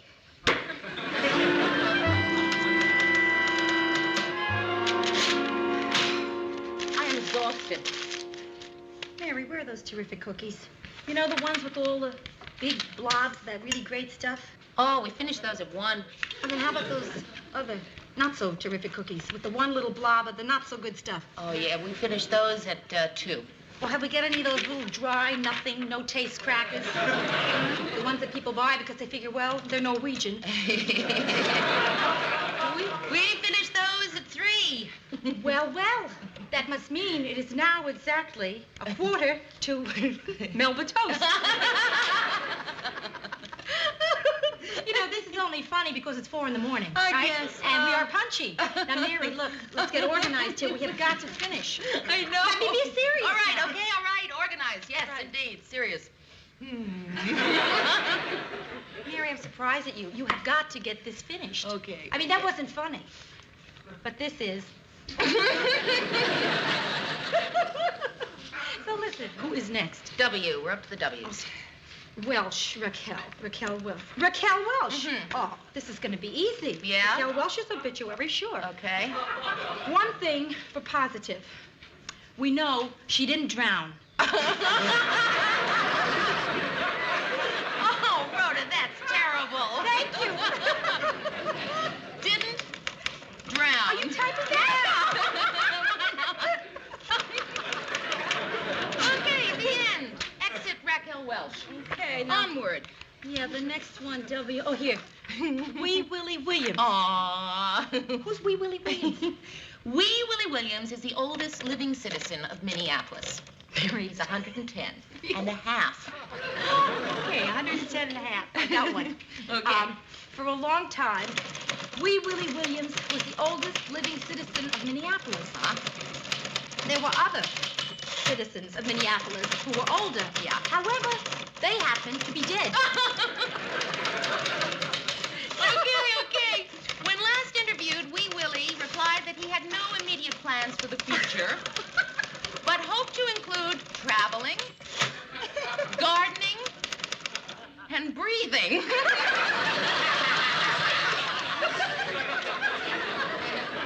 And they say you are the dignified one.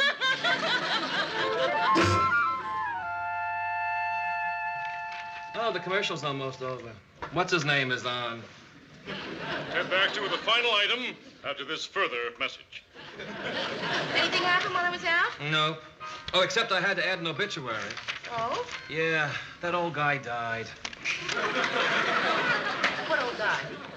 You don't mean mean, Willie. What's his last name? With a W. Hey, Williams, that's it. Ted got it from your desk. Murray, no. Murray, is it too late? I gotta stop him. And now we come to a sad part of the news. Wee Willie Williams is dead at 110. Murray, what's wrong? For a long time, Wee Willie Williams was the oldest living citizen in Minneapolis. There were other citizens in Minneapolis who are older. However, they happen to be dead.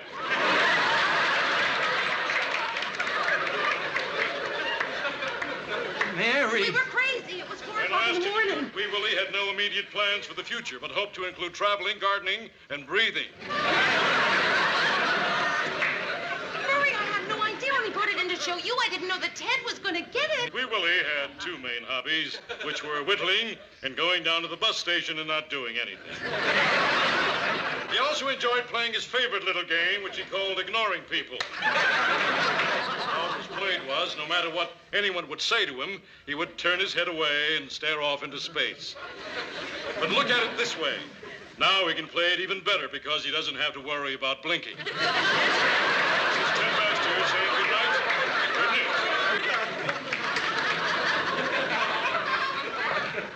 Harry, that wasn't yours, was it? Tell me it wasn't yours. Well, actually, Mr. Grant, yes. That was yours. I see. It was yours. You better be here first thing in the morning. Mr. Grant? First thing in the morning, Mary. I don't believe it. I just don't believe it. Yeah? I don't think you should kid around with the guy's obituary. I mean, what's Wee Willie's mom going to say?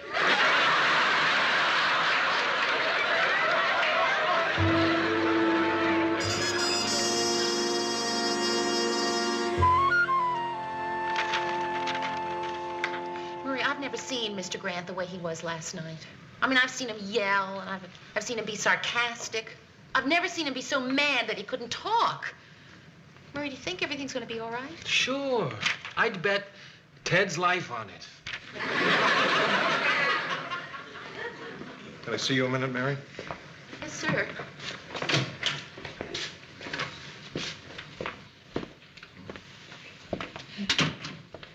Mr. Grant, what I wanted to say, well, it isn't exactly an excuse. Mary, there's no excuse for what happened. You're right. Of course, there is no excuse, but there is a sort of explanation. Mary, there's no explanation That's for what true. happened. I know. But there's a kind of a half reason. Mary, there's no reason for what happened.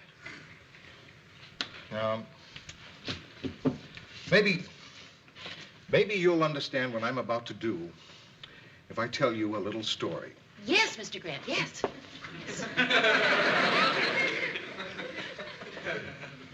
It's about this newsman. It's a story that every newsman has heard. Uh-huh. Yeah. Well, when I was on the paper...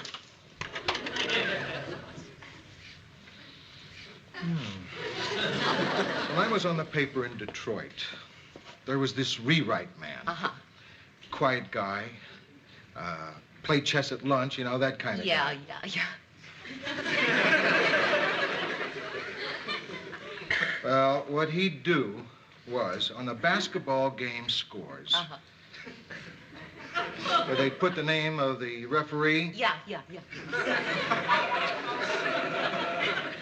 in tiny type that nobody would ever read. No.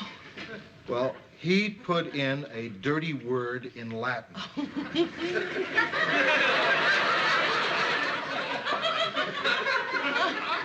Well, you know, what harm would it do? So a few doctors would have a good laugh. Yeah.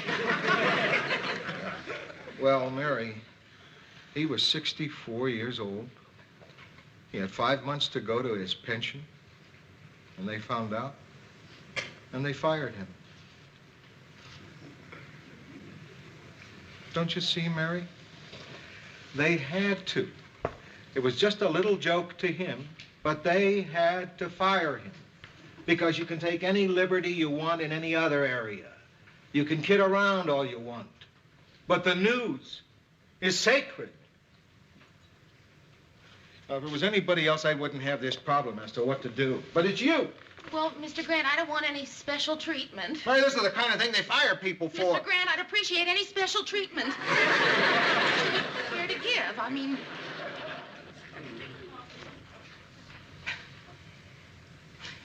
Mr. Grant? Hey, Mr. Grant. I'm really sorry, Mary. You have to be punished. I've decided to put you on suspension. Suspension? 2 weeks without pay, effective now. Oh, I see. I'm really sorry. Lou, do you know how long I've been waiting outside to talk to you about my new blazer? Look at this. All right, everybody freeze.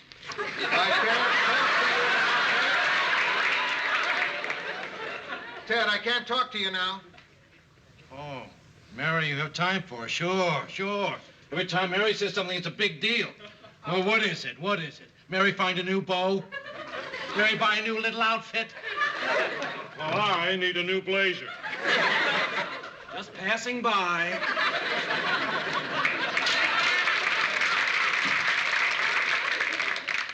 Well, Mr. Grant, I guess thank you, for not firing me. Just, well, thanks.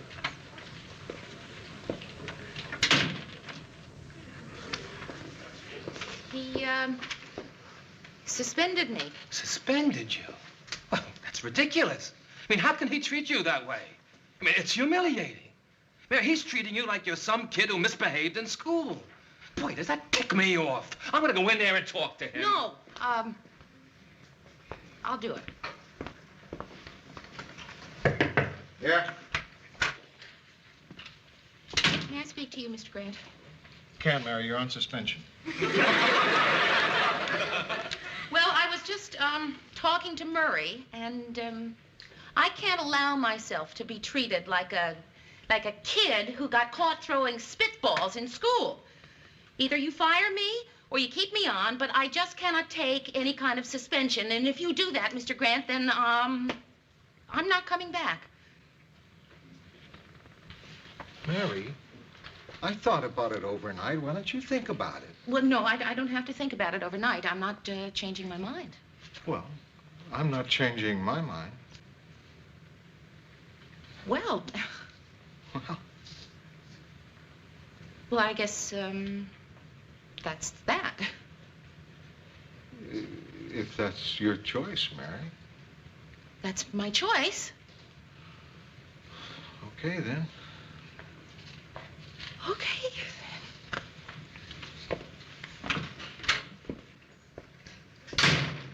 Well, did you tell him? Yeah, I told him, and, it turns out I'm not coming back.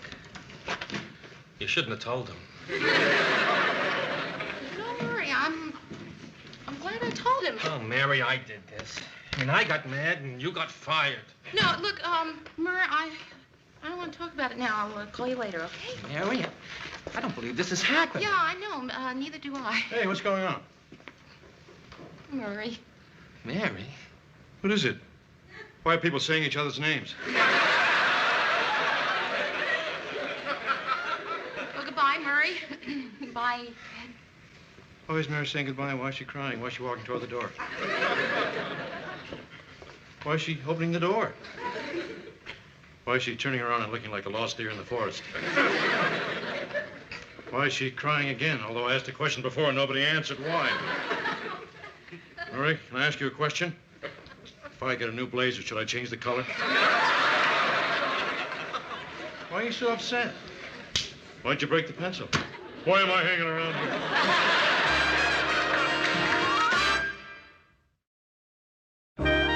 So then he said that of all the women that he had interviewed, that I was ideal for the job. Said I was wonderful and had a terrific personality. I take that as a compliment, Mary. But he did give me one compliment. He said that he thought I was too attractive to have around. He said he thought we'd be too tempted. Can you imagine? This drab, colorless, married man, and he decides that we would be too tempted? He shouldn't have said that. drab, colorless men don't have an easy time of it, but they've got to learn consideration the same as other people. You know, I just can't believe that this is happening. That I'm actually looking for a job, that I'm not at the newsroom. Yeah, sure. Or sometimes I think to myself, why? Why don't I just go back when the suspension is up on Monday? And then I say, no, I can't, not after all that. Georgette, you want some more bread for the fondue? No thanks, Mary. I've lost enough. Listen, Mary. You know I felt so bad about starting that whole Raquel Welch thing in the first place. Oh, come on. So what I did was, I went to see Lou. Oh, Rhoda, no. You did, Rhoda, that was exactly the wrong thing to do. What did he say? Well, wait, let me get the coffee on. I don't want to be distracted. Shall we have it in the living area over here? Listen, does anyone want cream or sugar?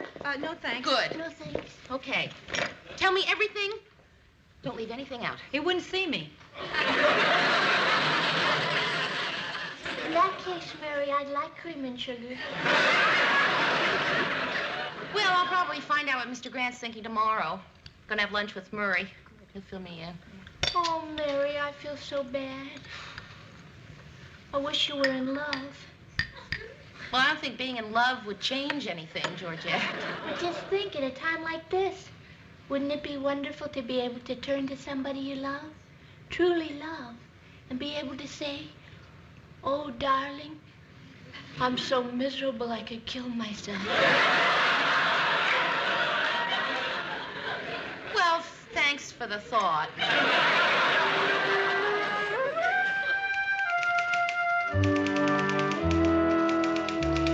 Murray, hey. Hey, Mare.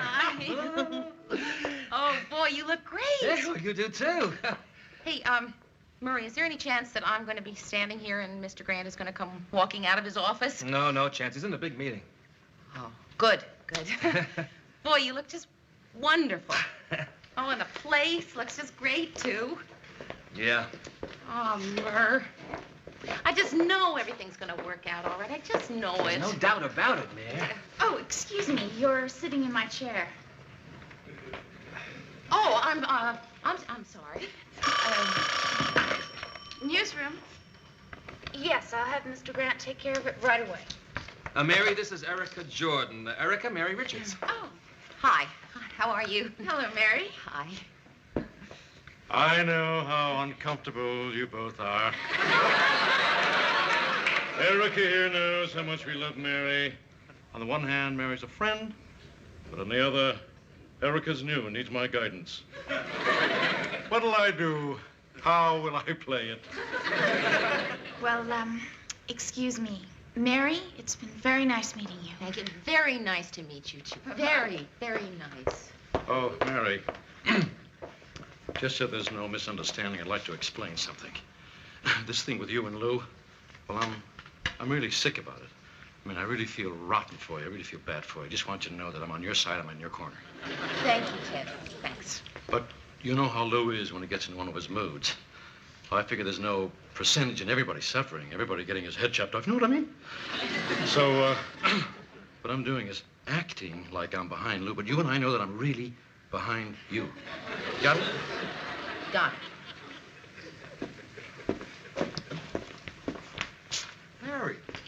Mary, you didn't tell me you were coming in. Oh, well, no, I was just, gonna just slip in and slip out. No big deal. Well, hi. Lou, look who come crawling back.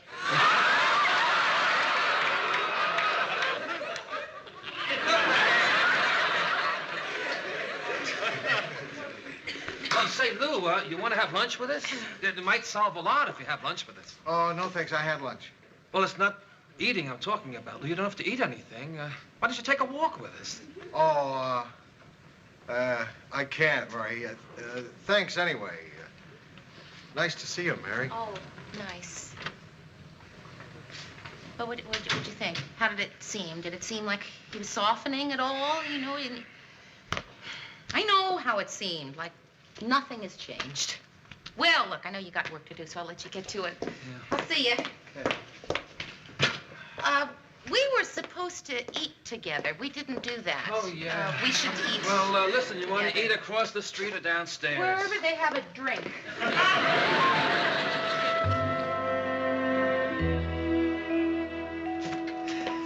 Oh, Murray, that was a terrific lunch. Really good. Oh, you wanted your address book? Oh, right. Hey, Mayor, you're going to be okay. Yeah, I'm okay already. And, well, I'll tell you something, Murray. It's a relief, you know? It's like when you realize something is over, you know, really over, then you can relax with it. And now I know that I'm not coming back, and my life can go on. Well, I'm glad you're taking it this way, man. Yeah, really, I'm fine. Listen, give my love to Marie, will you? Yeah. And I'll call you really soon. Okay. Okay, bye-bye. Bye, man. I want to come back. I want to come back. Murray, I don't like it out there. I like it here, and I want to come back. I want to come back, Mr. Grant. I like it. Let me come back. Come in. I'll get you a glass of water. You want a nice glass of water? No, I want to come back. Oh, we'll just take care of it all. What'd you do to her? Sit. Oh, Mr. Grant, I'm so sorry. I'm just really sorry. I don't know what came over me. Oh, no. Don't apologize. I mean, I've never done anything like that before in my life. I'm usually, you know, so in control of myself. And then, boy, suddenly, I've just never done anything like that in my life. Well, really, it's all right. Thank you. Yeah, it's okay. So, you want to come back? Yes, I want to come back. I want to come back. Now, you want to tell me about it? Mr. Grant, it's just so lousy out there without my friends. It's so... Cold. Cold, boy. That's the word. Well, I know. It hasn't been exactly a warm spell around here either. Everybody mad at me for what I did to you. Going around giving me dirty looks, glaring at me over their coffee cups. Somebody came in here during the night and broke all my pencil points. I don't know why they're all so mad at me. What did I do? I mean, I missed you as much as anybody. More. And I missed you so much. And I want to come back, but now I see it's too late. Because there's some other person sitting in my chair. Oh, is there some other person sitting in your chair? Erica, would you take something to personnel for me?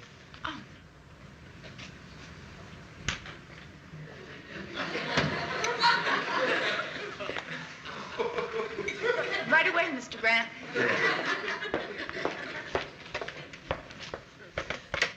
Thanks. Personnel, Lou Grant. A girl's going to be walking in carrying a red cup. I want you to find her another job here. Well, that's not my problem.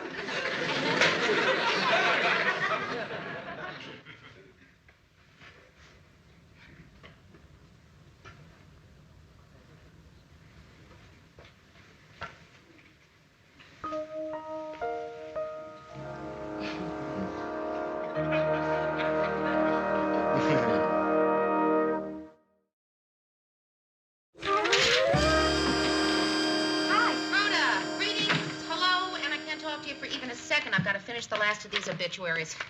Oh, listen, I'll give you a hand. No, that's okay. I'll just barrel right through and get them finished. Oh, Mary, I wouldn't kid around this time. Not after what you've been through, kid. Please. Really, I really would be serious about it. Sure. Let's do Robert Redford. When Robert Redford departed, those closest him claimed to have heard him say one word, one last word, over and over. And this one word was Rhoda. Oh, boy. There is no no clue as to what the strange word meant to Redford, but many believe it was probably the name of his sled.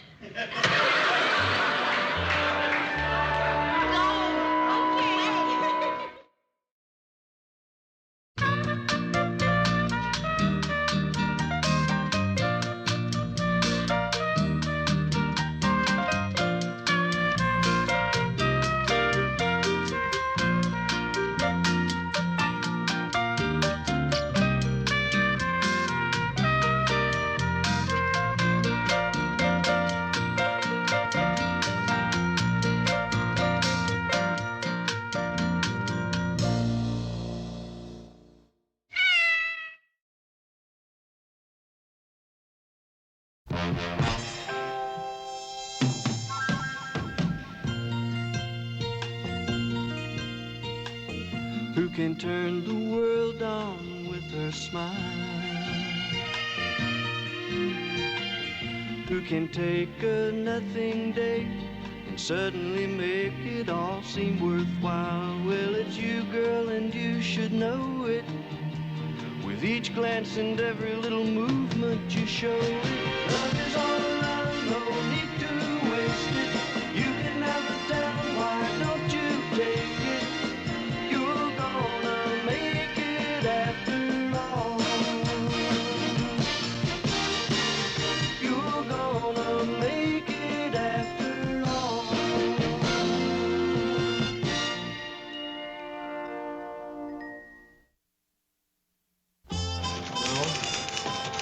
Mary, see you a second. Yes, Mr. Grant. Mary, I'll be leaving shortly on my vacation. While I'm gone, I want you to take over. Well, sure, Mr. Grant, but, Mr. Grant's office. Just a moment, please, I'll check. It's a Dr. Bundy's office? Oh, yeah. No, I can't talk now. Tell him I'll call him back. Can Mr. Grant call you back? Uh-huh. Uh-huh. Mary, don't take a message. I'll call him back. Oh. Yes, I'll give him that message. Thank you. Mr. Grant, you're not going on vacation. You're going to the hospital. Just give me the message, Mary. The message is you are going to the hospital. The doctor said he got you the private room, and he'll meet you at St. Matthew's at 7 o'clock. Thank you.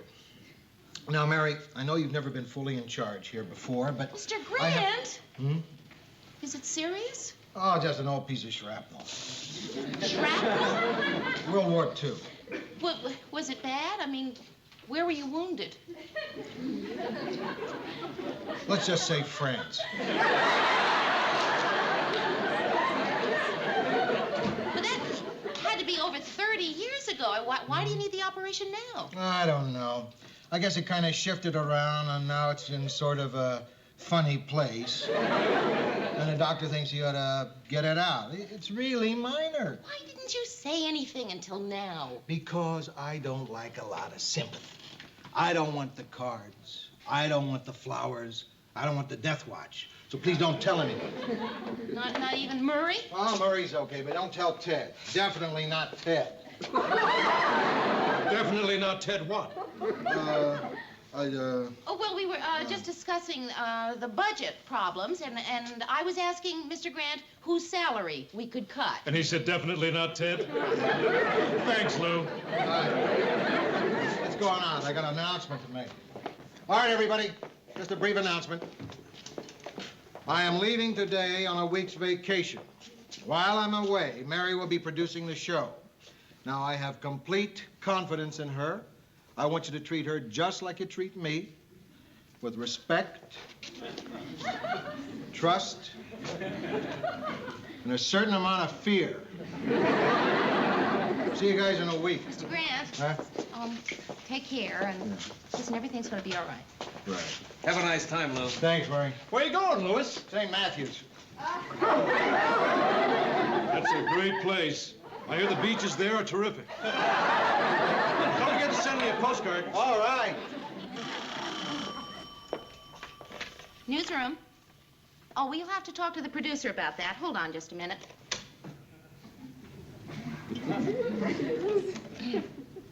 Hello.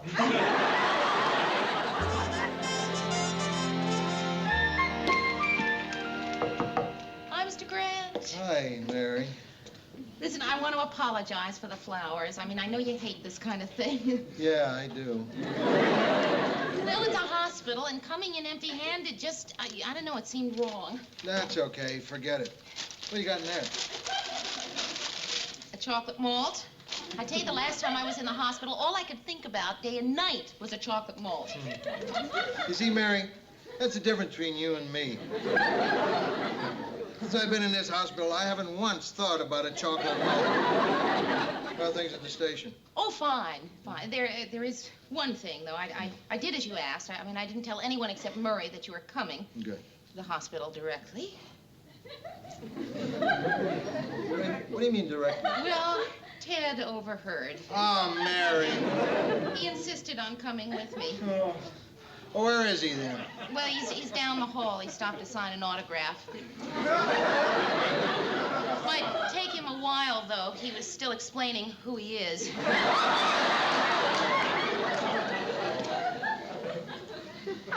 You big lug. Telling everybody you're going on vacation when you're going into the hospital. Isn't this big lug something else? Didn't want to worry his old friends. How you feeling, you big lug? Suddenly worse. I thought it might cheer you up after the operation to watch the news. So, I got you one of these. Oh. Listen, Mr. Grant, I really have to be going. I have a date. I just stopped by to give you the... Thanks, Mary. So, Ted, I guess we better be going. Oh, no, I'll stay for the ship. There's still 2.5 hours yet for visiting. Ted, you came with me. How are you going to get home? That's all right. I'll take a cab. Well, I'll see you tomorrow, Mr. Grant. See you, Bye-bye. Mary.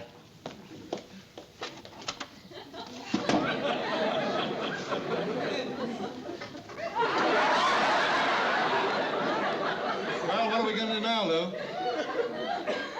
What do you say we watch TV? Let's turn on the old tube and watch Cronkite goof up. I don't think so, Ted. What's wrong with this remote control? That's for my bed. Oh! Ted. Hey! Ted. Hey, isn't this fun? Ted. Ted! Oh. I'll tell you what, let's just sit and talk. Ted, I feel sort of tired. I'd like to be alone. Oh. Well, then you know what I ought to do? I ought to leave. That'd be nice. If you need any blood, don't worry. I checked. You and Mary have the same type.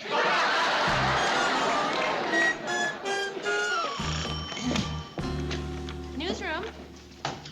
Oh, well, is the crew there already? Uh-huh, just a second, let me check. Okay, listen, send the crew to Councilman Davis's news conference instead. Right, bye-bye. Boy, you've really got things under control. Well, so far, so good. Yeah, you're doing everything just like Lou, but prettier. Except for one thing, you haven't checked my copy. Oh, hey, come on, Murray. Now, go ahead. I I insist it's your job to go over my copy, even though you won't find anything wrong. Oh, Murray, I don't... Now, go ahead, kid. You could use the experience.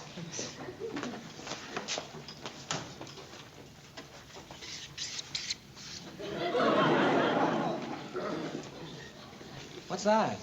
Oh, just spelling. Just... Oh, yeah. I transpose those E's and I's all the time. Oh, well, it's I before E except after C. Yeah. Thanks for catching it.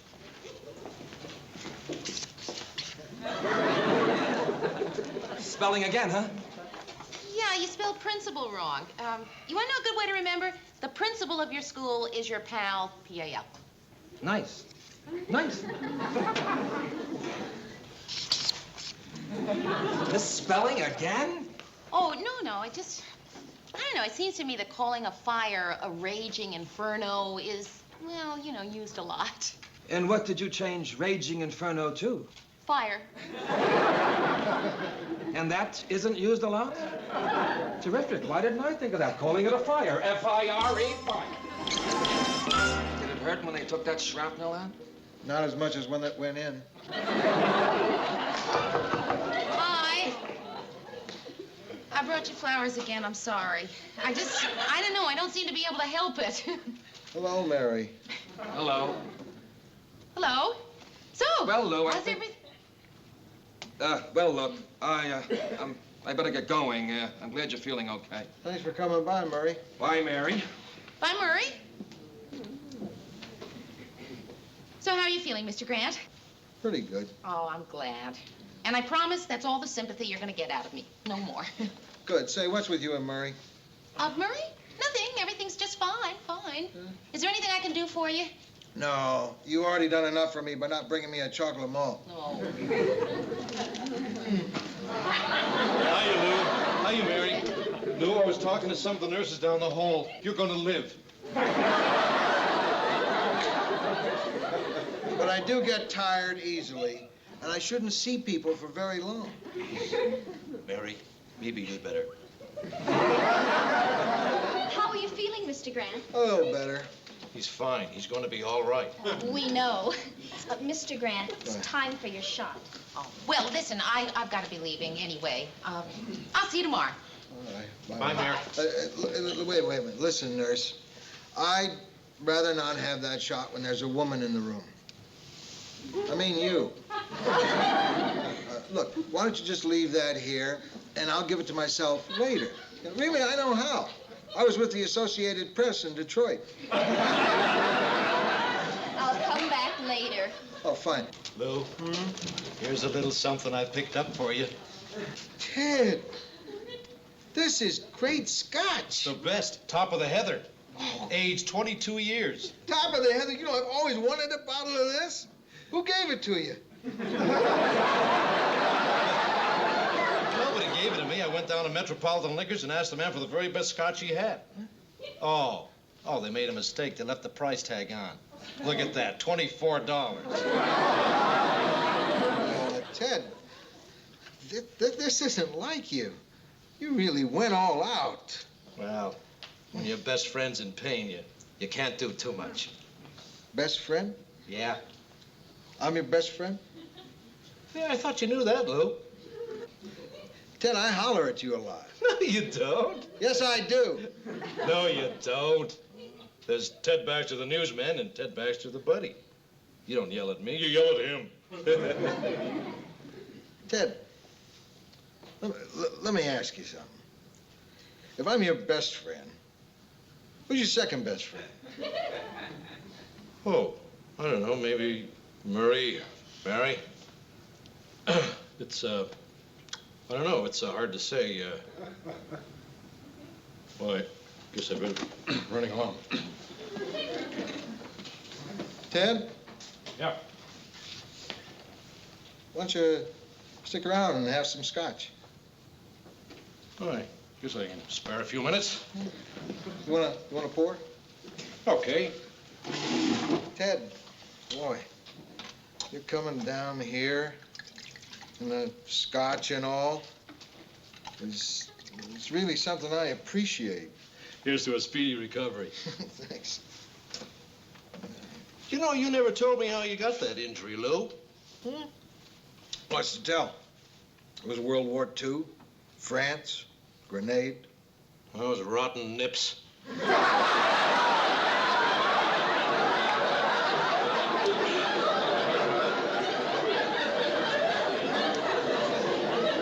Crowds.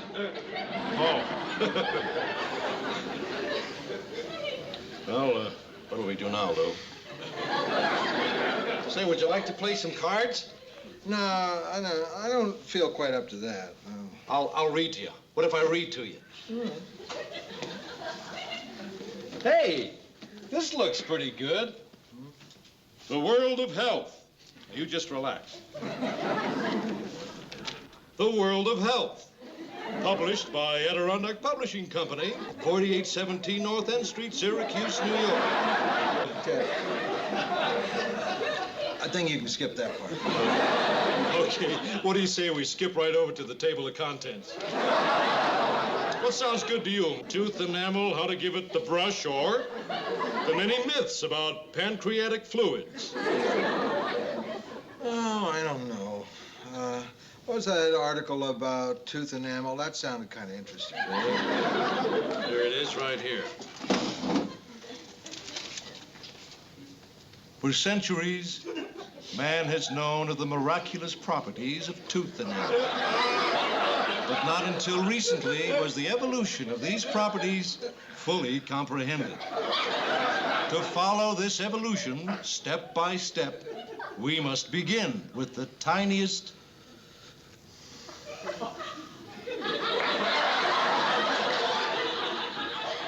microorganism. Until we reach that most complicated of living species, man himself.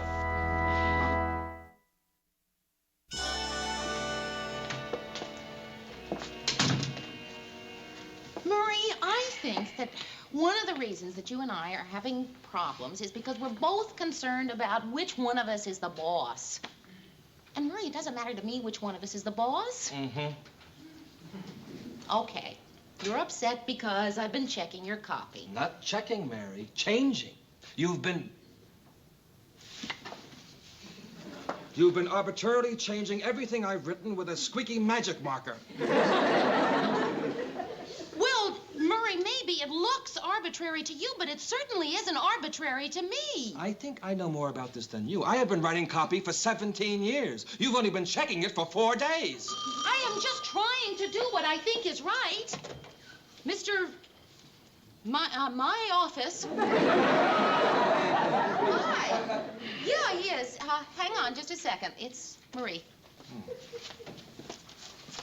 Thank you. Hiya, honey. What? Oh, great. Yeah, that'll be fine. Well, look, I'll stop by the store and pick up some logs, so later we can sit in front of the raging inferno. Yeah, about 7 o'clock. Bye, honey. Now, as you were saying... Okay, look, maybe unconsciously I have been a little, bossy, but Murray, honestly, it's just because I'm trying to do a good job of running this office, And part of that job is being the boss. I mean, look, you could just as easily be sitting behind that desk, and I could just as easily be sitting... You know what I mean? Sure. Aw, come on, Murray, you don't understand it all. Now, couldn't we just sit down and talk this out? Okay. Listen, I think that part of... Oh, excuse me, Mayor. I just wanted you to know I just got back from the hospital. Everything's going to be hunky-dory. Lou's checking out tomorrow. Oh, gee, that's good. Getting chewed out by the boss again, Hummer.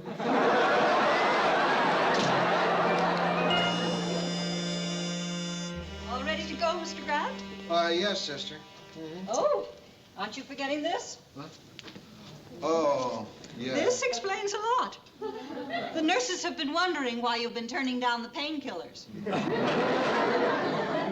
Oh, by the way, I brought you this. What? It's the little piece of shrapnel that they cut out. Goodbye, Mr. Grant. Stay well now. I think I will. People seldom throw grenades at me now. Don't you want that, Lou? I've had it. You're not going to leave it here, are you? You want it? Can I? It's yours. From one friend to another.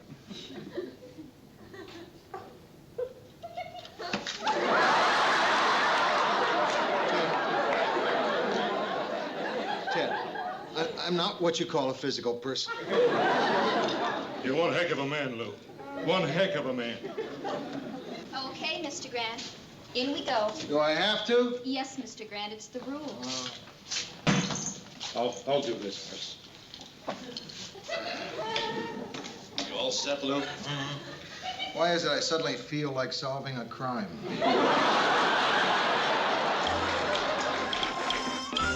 Hi, buddy.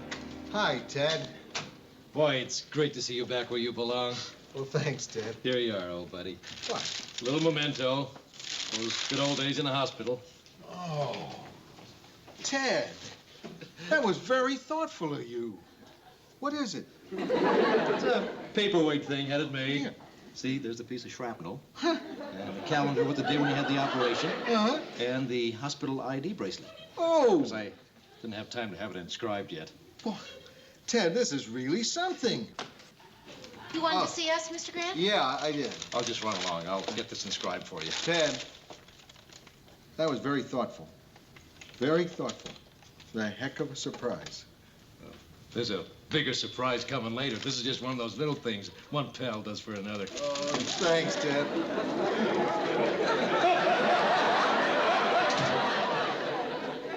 He's really a terrific guy. Ted? No, really. You don't know him like I do. You wanted to see us, Mr. Grant? Yeah. I watched the show last night. And I'd like to know how an associate producer who's been around here for 2 years can get things so fouled up. Well, Mr. Grant, Explain to me what? While I was hearing Ted's voice describing the arrival of the new water buffalo at the Minneapolis Zoo, I was watching film of the vice president returning from his trip. And Ted's voice saying, "And here's the big ox now, lumbering down the ramp with his handler." I know, Mr. Grant. You know that you have to check to make sure the films and the narration match. I'm sorry. Ah, but sorry. You see, Mary, it wasn't her fault. no, Murray, it's okay. No, it isn't. She did a good job, Lou. Well, you did. And look, I'm sorry about all this. Murray, listen, me too. I really... Now, look, she was just covering for Ted, Lou. Uh-huh. Mm-hmm. Listen, I think it's time we stopped blaming Ted for all our goof-ups. Our goof-up? That's right. That's right. I think we've used him as the scapegoat long enough. Scapegoat? Scapegoat. Lou Grant. Yeah? Terrific. Terrific. All right.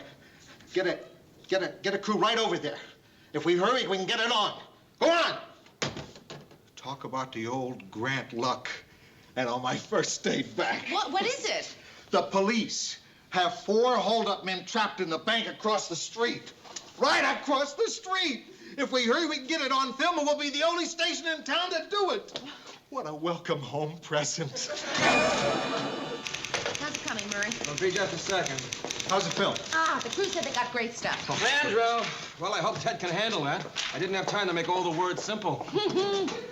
Knock that stuff off about Ted, Murray. The industrials were up 3 points and rails were up 1.5. Volume on the New York Stock Exchange was 13,250,000 shares. Here it comes. I've just been handed this bulletin, but it'll have to wait. Right. I have something that's more important than any bulletin could possibly be. What could be more important? I'd like to devote the closing 2 minutes tonight to a special tribute. A tribute to a heck of a guy. What's he doing? Read the bulletin! And who is that heck of a guy? Lou Grant. A guy I'm proud to call my friend. Lou Grant is back on the job tonight, and we're all the richer for it. For you see, Lou Grant happens to be the producer of this newscast. Lou was in the hospital this past week for a delicate operation. It was touch and go for a while, as a team of dedicated surgeons went about removing this from his body. Yes, Lou Grant spilled his blood on the battlefields of France so that we might all be free. I'll spill his blood. Lou Grant did his part for America. He gave everything he had, fighting the Axis menace. Now it's time for us to do our part. I personally, as of this moment, am boycotting sauerkraut. Bratwurst and Wiener Schnitzel. I urge you to do the same.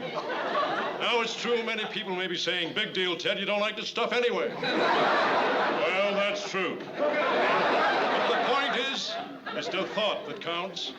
So what do you say, Mr. and Mrs. Twin Cities? It's your turn to stand up and be counted. Don't do it for me. Do it for Lou Grant. And yourself. Oh, here he is now. Welcome back, Lou. Good news and good night.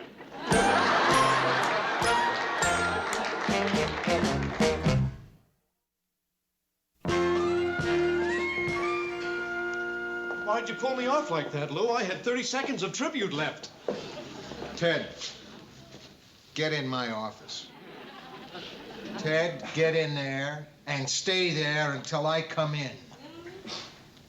Yes, Lou.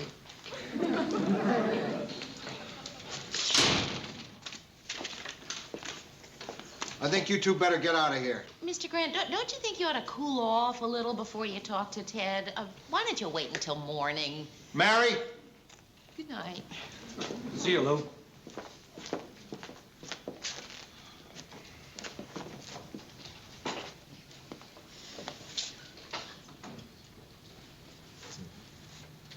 She's right. Morning better.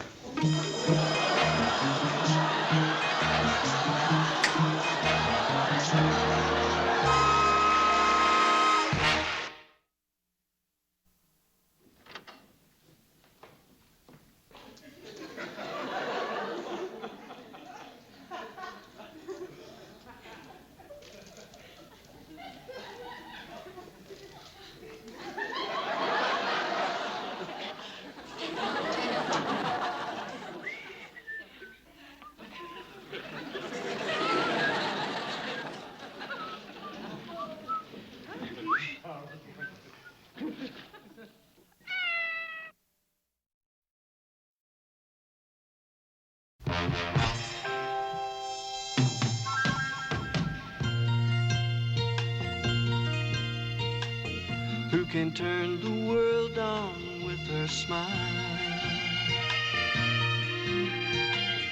Who can take a nothing day and suddenly make it all seem worthwhile? Well, it's you, girl, and you should know it. With each glance and every little movement you show it. Love is all around, no need to waste it. You can have the town, why don't you take it? You're gonna make it after all. You're gonna make it after all.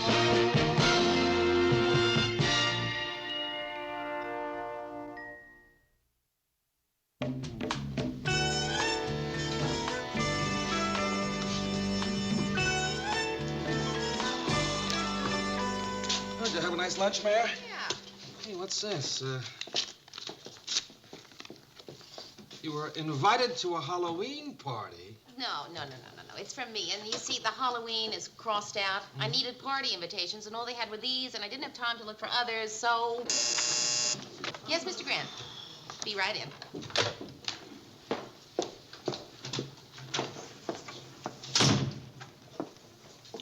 Before I say yes, tell me we're not going to bob for apples. I knew those cards were a mistake. What are you throwing a party for? Oh, just for fun. I've wanted to for a long time now, you know, to pay back all the parties I've been to. You never been to a party at our house. Oh, well, that's because you don't have parties. Yes, we do. Oh.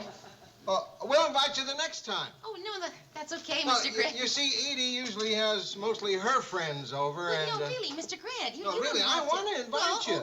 Okay. So you'll come then? Yeah, sure, I will. Well, I don't know when we're going to have one. I want you to come because... Huh? Hi, Phyllis. Hi. Lou, I'd love to talk to you, too, but I'm here to see Mary. Well, if I'm in the way, I could wait out on the window ledge. Mr. Grant, excuse us. Yeah. Window ledge, she's such a cutie. Phyllis, is something the matter? Well, actually, I'm on my way to the airport, but let's talk of other things. Mary, that is a nice dress for work. What are you going to change into when you get home from work tonight? Oh, I don't know, Phil. I might just live recklessly and stay right in this one. Oh, no. What is this? No, that won't do at all. Mary, please change it. But you will be in about 7. Yeah, I think I will. Phyllis, look, this is an office. I can't just stand around and chat. I got a lot of work to do here. I gotta get out my party invitations. Here's yours. Well, thank you. Oh, Lars will be at some big dermatologist bash. But could I bring somebody else? Yeah, sure. Who? Oh, Mary, how you ferret things out. Well, I'll confess, I have a surprise. And I've been looking forward all week to your meeting this surprise. Oh. Okay, I'll say this much. The surprise is a person. My plan was to bring this person by your place tonight, just casually. Oh, that's right. Your brother is getting into town today. Who spoiled my surprise? Well, Phil, you told me 4 times. I spoiled my surprise. I guess. Oh, Mary, you'll adore him. He's just like me. And Mary, wait till you hear him play. He's a musical genius. Yeah, you mentioned that. An absolute genius. He's a composer. Oh? What's he written? Commercials. Television commercials, where they use large symphony orchestras. There's no question, you know, that if Bach were alive today, he would be doing television. That's what they say about Ted. Phil, I am really looking forward to meeting your brother, but I have got to get back to work. Sure, okay. Well, we'll pop by about 7. Then. Okay. I'll give you a chance to change out of that dress. Phil, what is wrong with this dress? Nothing. Oh, no, Mary. It's just that his favorite color is red. Mary, I don't want to push you two into each other's arms. It's just that from the moment you moved into our building, I was thinking to myself, Ben would love Mary. And then, of course, you're both unmarried. Seems as if you've been saved for each other. Well, Phil, I'm not all that saved. Well, don't listen to me. I don't believe in trying to control things. Let it happen if it happens. If there be bells, let there be bells.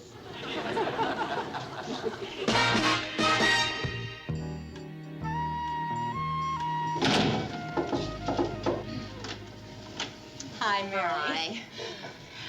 Well, I don't know how to put it except Mary Richards, my dear friend and neighbor and all-round with-it person. This is my brother, Ben. Ben, this is Mary. Nice to meet you, Mary. Very nice to meet you too, Ben. I knew it. I just had a feeling. Won't you come in and sit down?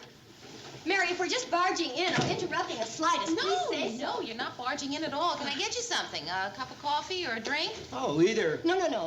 We're really just perched here for a quick chat, and so you two can meet briefly. I see you don't have a piano. Whenever Phyllis sees a piano, she always makes me play. I don't do that. Yeah, you do that. No, Mother did that. I don't do that. You do that, too. Well, if I do that, it's justified because you're a wonderful brother. Mary, sometime before Ben leaves, you must come down and hear him play Shostakovich. He just played some for me, and Mary, I wept. Not at Shostakovich, of course, who was really kind of irritating, but at the sheer genius of my brother Ben. Ben, why don't you go look at Mary's view? Okay. May I look at your view? Sure. Take a look at the view. Isn't he everything I said he was? He certainly is. When did you get a piano? Oh, I rented it, but I don't want Ben to know. Just go right on out, Ben.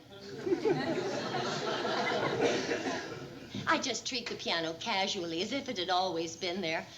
Lars, of course, keeps bumping into it and cursing. It's nice. The view. You're a TV producer, she tells me. No, I'm an associate producer. Hey, I love to be spontaneous. Let's Lars and I and you two kids go out to dinner and to a concert. I made reservations at the Bit of Scandinavia, and I have 4 tickets for the symphony. Spontaneity is so much simpler when it's all planned out, isn't it? Well, what do you two say, Mary? Ben? Phil, not tonight. You know, I'm afraid that old jet lag is getting to me. I'm really beat. I'd kind of like to just turn in early. Oh. Well, of course, Ben. It was just the most fleeting of thoughts. And Mary'd probably just like to relax after a hard day's work. I said it was just the most fleeting of thoughts. I am really kind of tired. Well, Mary, I'm so glad we had this little visit. Goodbye, Mary. Goodbye. Hope to see you again. Thank you. Don't worry, Mary. It was just a first impression. Come on in, Rhoda. It's open. Does that go for me, too? Oh, hi, Ben. Yeah, sure. Come on in. Sorry to barge in on you like this, but I got to thinking I might have seemed a little abrupt a little while ago. Oh? Well, you know, Phyllis has this way of manipulating people, and I got the feeling she was backing you into a corner on the whole thing. I think she's very anxious to have us go out. No, I think she's very anxious to have us get married. Hey, would you like some salad? Terrific. Good. I always make too much. Oh, Phyllis would be so pleased to know that you and I are having dinner together after all. Somehow I think she'd want to be here, you know? Turning on the music, turning down the lights, turning down the bed. Did you and Phyllis meet each other in college? No, it was after. Oh, I thought you could have been a freshman when she was a senior. Hey, are you trying to find out how old I am? I guess so. I'm sorry. I hate it when people do that to me. I mean, why don't they come right out and ask? Exactly. If you want to know something, just ask it. Okay, how old are you? I don't want to tell you. I'm 32. Thanks. Have you also noticed that if people want to know if you're married, they never ask straight out? Oh, no. Hiya, kids. Hi. I'm sorry, I didn't know you had a date. No, come on in. It's all right. Not a date. Rhoda Morgenstern, I'd like you to meet Ben Sutherland. Rhoda lives in the apartment upstairs. Hi. Hiya, Ben. Why don't you sit down? He married? Gee, I'll have to remember that one. Oh, no, it's just Ben and I were talking about liking people who are direct. Oh, well, in that case. Rhoda. Why not show the man how direct a person I can be? Did I tell you that Ben is Phyllis's brother? You're kidding. Yeah. Phyllis is Ben? It's funny. Phyllis never mentioned you to me. Yeah, funny. So what do you do, Ben? I'm a musician. Oh. I play the piano, compose a little. Are you interested in music? Not really. Hey, who's for coffee? Have you lived in Minneapolis long? Oh, a few years now. But I'm really from New York. No kidding. What part? Guess. The Bronx. Why does Manhattan never occur to anyone? That's where I live now. Oh, yeah? How come you moved here? Who knows? Did you ever run out of gas unexpectedly at a strange corner and you kind of see a strange street lamp and a strange street sign? Then you wonder, how did I end up here? Something like that happened to me once, too. I was on a stalled train, and, you know, nobody in the train expected to be delayed. Anyway, I looked out the window, and I saw this really old... You know, I know exactly what you mean, Rhoda. House isn't what it was. It was an old house. How come you're not interested in music at all? Oh, listen, some music interests me. Classical music. Now that really depresses me. Well, in that case, I guess you wouldn't want to go to a concert with me. Oh, wait, now I didn't say that. I'm going for worse than that for a date. Mary will verify that. You know, man, there's still those 2 tickets to the concert tonight. Well, yes, but I... No, wait, no, don't feel any obligation here. I really just thought that if you wanted to... Oh, Rhoda, look, I just happen to have 2 tickets to a Mozart concert tonight. Would you like to come along with me and get depressed? Well, can I go like this? You look fine to me. Look, we can just make it. You know where the symphony's playing? Of course, Ben. I've lived here for 4 years. It's the same place where the Vikings play, right?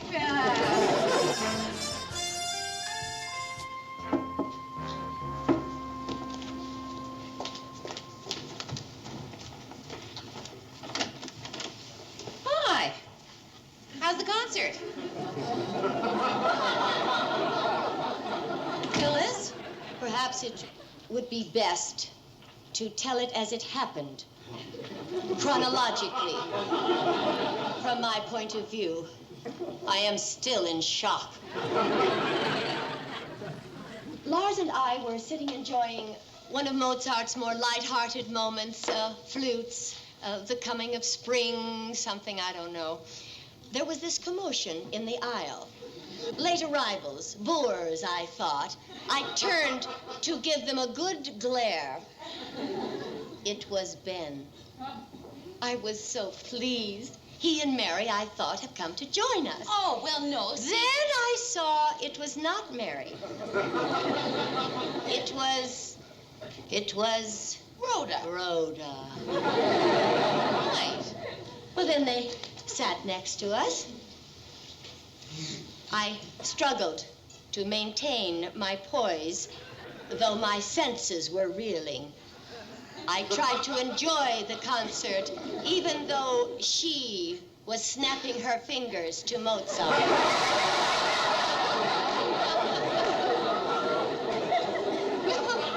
I'm sorry, Phyllis, but it just doesn't sound all that tragic. I mean, it's not like a flood or anything.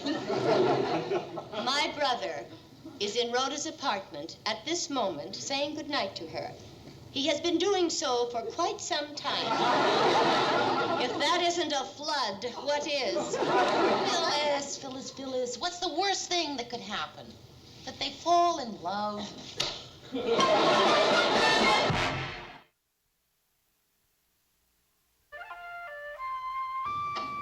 Hey, has he converted you to classical music yet? He's certainly trying. I never knew I could have so much fun being bored out of my mind.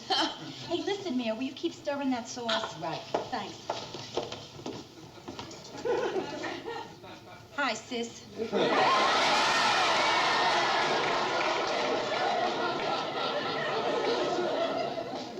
Mary, you're not cooking for them. No, just stirring occasionally. I think Rhoda got in over her head with this gourmet feast, and it wouldn't all fit on her hot plate. That woman has cast some sort of spell over Ben. No spell, Phyllis. It's just that in case you haven't noticed, Rhoda is very attractive. Is she? Is she, Mary? It must be on some level that I can't perceive, like ultraviolet light. Or that whistle that only dogs can hear. Mary, my reasoning is this. If I say anything to Ben about Rhoda's obvious shortcomings, that may bring them closer together. Therefore, I reason I shall be passive, even kindly. Well, I'm glad to hear you say that, Phyllis. Chicken and mushroom time.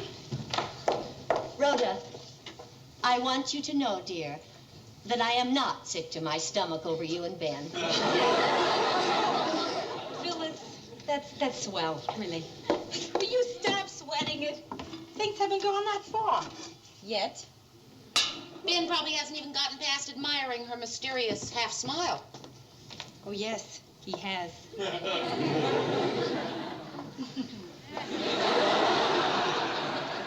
Oh, come on, Phyllis. Rhoda's just kidding around. Well, I don't hear any chicken and mushrooms up there. Phyllis, you're not going upstairs. No, it's much too quiet up there. Phyllis, if you're not careful, your ear will get all waffled. Hi, Phyllis. Mary, I don't smell any gas. Mary always thinks she smells gas fumes coming through there. Yeah, you know, Dippy Mary.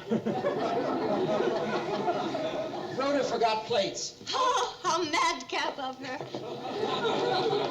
You know, I don't know why I waited so long to visit Minneapolis. I'm really having a ball. No, you're not. Thanks. I'll be late tonight, Phil. Don't wait up for me. I don't know how long I can keep it up. Keeping up this happy exterior forever. Phyllis, would you be happier if Ben were having a miserable time? Of course. Mary, what am I going to do? I think you're going to do what you usually do. You're going to get yourself all worked up, then you're going to let it all out, and you're going to embarrass everybody concerned. I don't do that. Yes, you do that, Phyllis. No, Mother did that. Phyllis, I don't know your mother. So you think I do that? Yes, I do, Phyllis. You don't know me at all. But it's amazing how well you know my mother.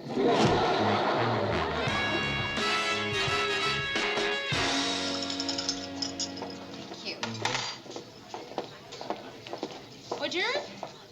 Oh, Mary, you have so much to do. Let me do that for you. Oh, thanks, Georgette. Hors d'oeuvre, Ted? Thanks, honey. If there's anything else I can do, just whistle. Okay. Thank you. Mary, how about something to eat? Oh, thanks. Say, Mary, when did you get a piano? Oh, well, it's from Phyllis. She rented it for me. You know how some people send flowers? Phyllis sends pianos. I just love to stand around the piano and sing while somebody plays. I can only play one thing. Please play it.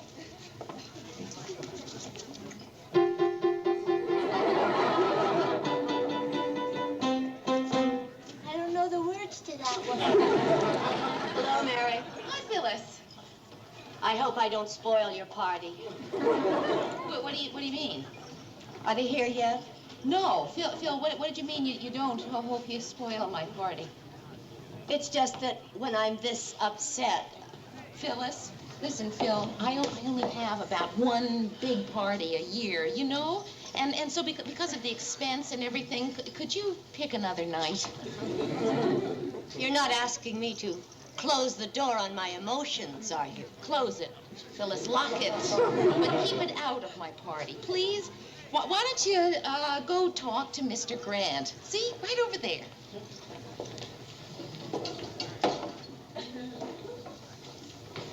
Hey, fellas. How you doing? I'm worried sick about Ben and Rhoda. Well, uh-huh.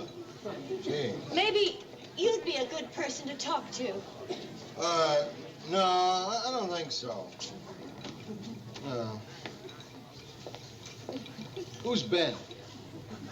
That's Phyllis's brother. She's worried sick about him and Rhoda. She wanted to talk to me about it. I don't wanna. Phyllis, you know, some years I don't even have a party at all. This is the first party in a year and a half. Oh, Mary, it's okay. I'm not about to tell my private life to relative strangers. Good, good.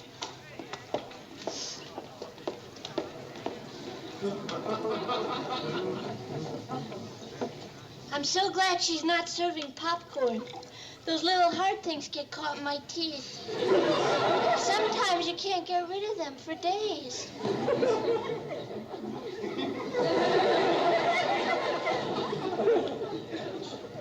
Who are you? I'm here with Ted. Who are you here with? I am alone, waiting to see if my only brother is going to break my heart and throw away everything he struggled so hard for. I hope he doesn't do that. Break your heart and throw away everything he struggled for. Hiya there. Oh, boy, have we had a crazy day. Rhoda! I got a feeling we're going to have a crazy night, too. I have to speak to you immediately. It's vital. The rest of you go on with your party. It's important to Mary. Rhoda? You're going to make me face her alone? You bet.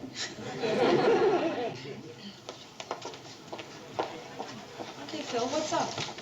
Rhoda, I want you to tell me the absolute truth. What's going on with you and Ben? Nothing, Phil.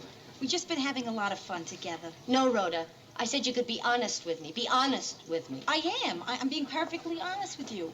He's going back to New York tomorrow. Well, I figure that's it. No, you're just telling me what you think I want to hear. I really want the truth, I am. Rhoda. I'm giving you the truth. No, Every the word truth, of it. I'm being Rhoda. totally I want honest the with truth. you.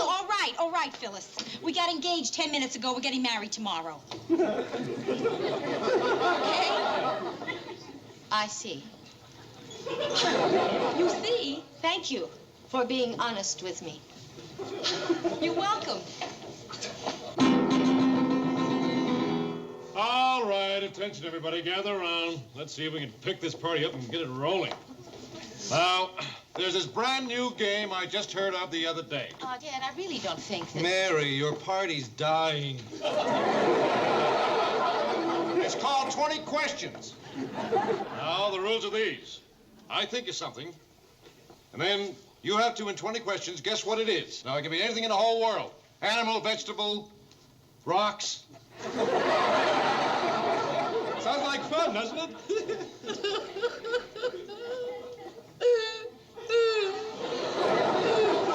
Well, really, it's a nice game.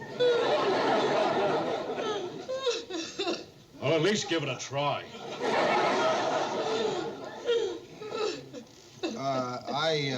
I have to shove off. I really had a terrific time, Mary. Terrific. Yeah, I'll go with you, Lou. I don't want to miss my kids for a slumber party. Yeah. See you at work Monday. Mary, good night. Right, Good night, Mary. I had a wonderful time tonight. We better go, too. I think your friend is upset.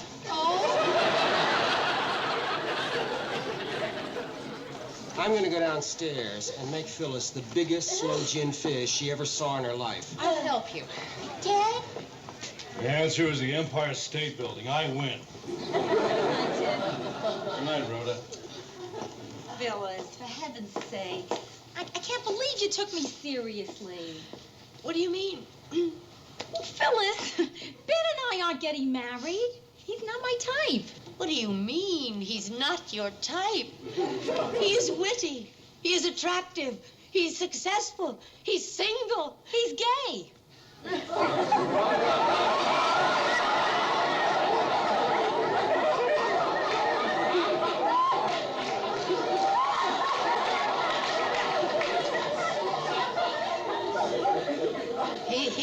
He's what? He's gay. I thought sure you knew, Phil. We're not getting married. Oh, Rhoda, I'm so relieved.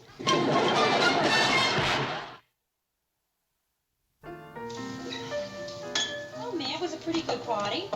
Oh, yeah. Well, a party doesn't have to last more than an hour to be good. Oh, come on, Rhoda, will you? Oh, Ben, you're playing.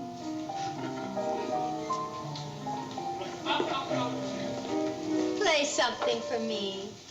Okay. What do you want to hear? My dog food commercial or Mozart? Play whatever you feel.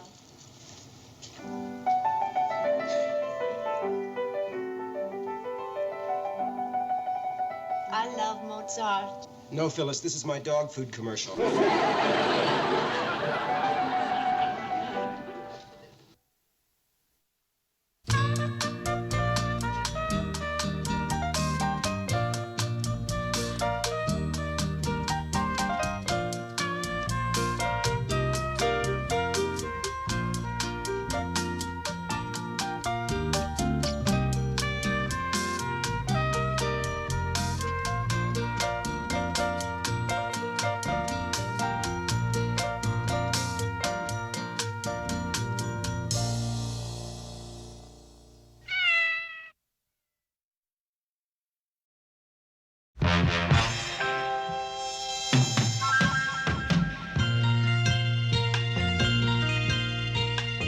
Who can turn the world on with her smile?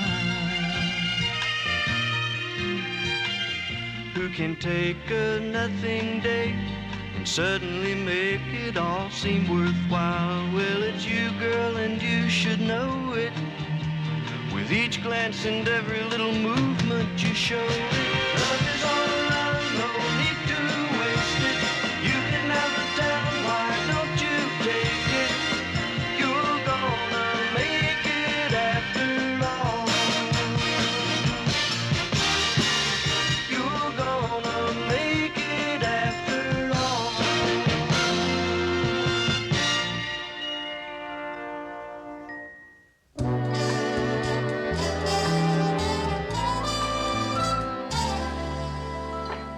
Mary? Yeah? I found you a vegetable. Oh, Rosa, thank you. You saved my life. Well, it's all I had in my freezer.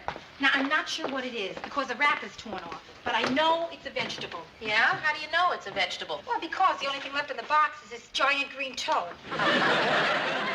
Cauliflower. Cauliflower. I don't even like cauliflower. What's cauliflower doing in my freezer? Oh, I remember. I was making dinner for a guy, and he asked me what he could bring. And I told him, listen, we're having fish, so you should bring something that's white and chilled. Who's coming to dinner? Ross Nelson. The anchor man from Channel 8? Yeah. Where'd you meet him? Oh, at the awards dinner. Boy, not only does Channel 8 have the best ratings in town, they win all the awards, too. Ross won 3. Best coverage, best feature story, and outstanding editorial achievement. How'd he do in the swimsuit competition? If they'd had one, he would have won it. Oh, really? Mm-hmm. Ooh. Listen, Mayor, how does WJM feel about this? I mean, you know, after all, he is directly opposite you, your show. I mean, is it dangerous dating the enemy? Oh, Rhoda, that's so high school. That's the truth. Listen, in high school, if a sharkette was ever caught even talking to a guy who wasn't a shark, they would drag her into the girls' room and bleach her bangs. We're not really enemies. I mean, Channel 8 has their audience. We have our audience. It's just that theirs is huge and gross. Ours is small and tasteful. Weird. Well, I guess I better be racing on back upstairs. Hi, Ross. Hi, Mary. I hope I'm not late. No. Hey, thank you. Oh, Rhoda, Morgenstern. I'd like like you to meet Ross Nelson. Hello. Oh, nice to meet you. It's a great pleasure to meet you, really. I never miss your show. Never. I thought you never missed Star Show. And last night, I love that expose you did on the corruption in Councilman Homburg's office. Oh, listen, that gave me goosebumps. Ted Really. did a great interview with the cottage cheese queen. It was really good meeting you. Really, it was a pleasure. Same here, Rhoda. Maybe from now on you should watch WJM. They need the audience. That's the truth.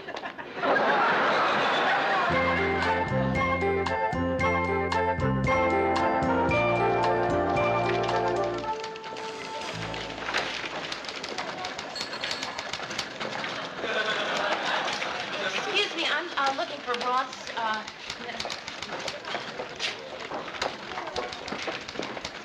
Could you tell me where I find Ross Nelson? Oh, he's out on an assignment. Oh, I'm supposed to have lunch with him.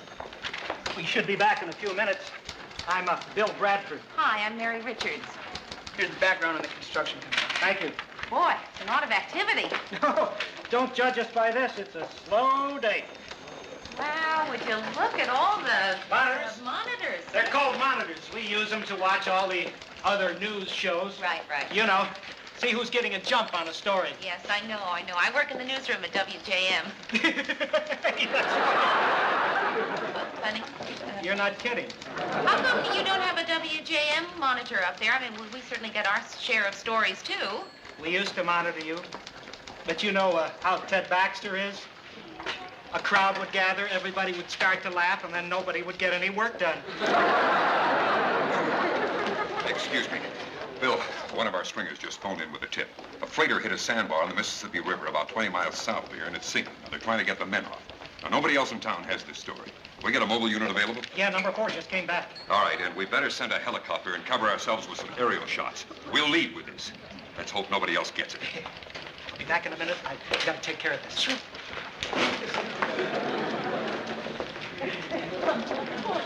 Excuse me, could I borrow your phone? Just a minute. It's just a personal call, but, you know, local.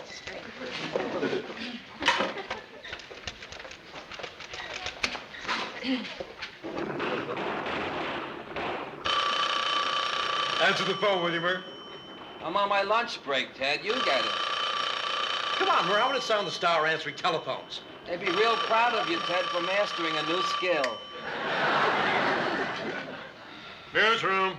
Ted, listen, it's Mary. Oh, hi, Mary. It's Mary. Ted, listen to me, will you? Because I gotta tell you something. Will you speak up, Mary? We've got a bad connection. I can barely hear you. Ted, a freighter is sinking in the Mississippi on a sandbar. What? On a sandbar. No, thank you. What? Well, this very nice gentleman here at the Channel 8 newsroom just asked me if I would like to have something to drink. No, thank you. No. You just go ahead and take care of that big story about the freighter sinking on the sandbar. Did you hear that, Ted? Oh, I got that freighter on the sandbar. Ted! While I've got you on the phone, somebody stole the canvas chair out of my dressing room. You know, the one with my name stencil on the back? What if you had any clues? Just because she didn't know the answer, she'd have to get angry.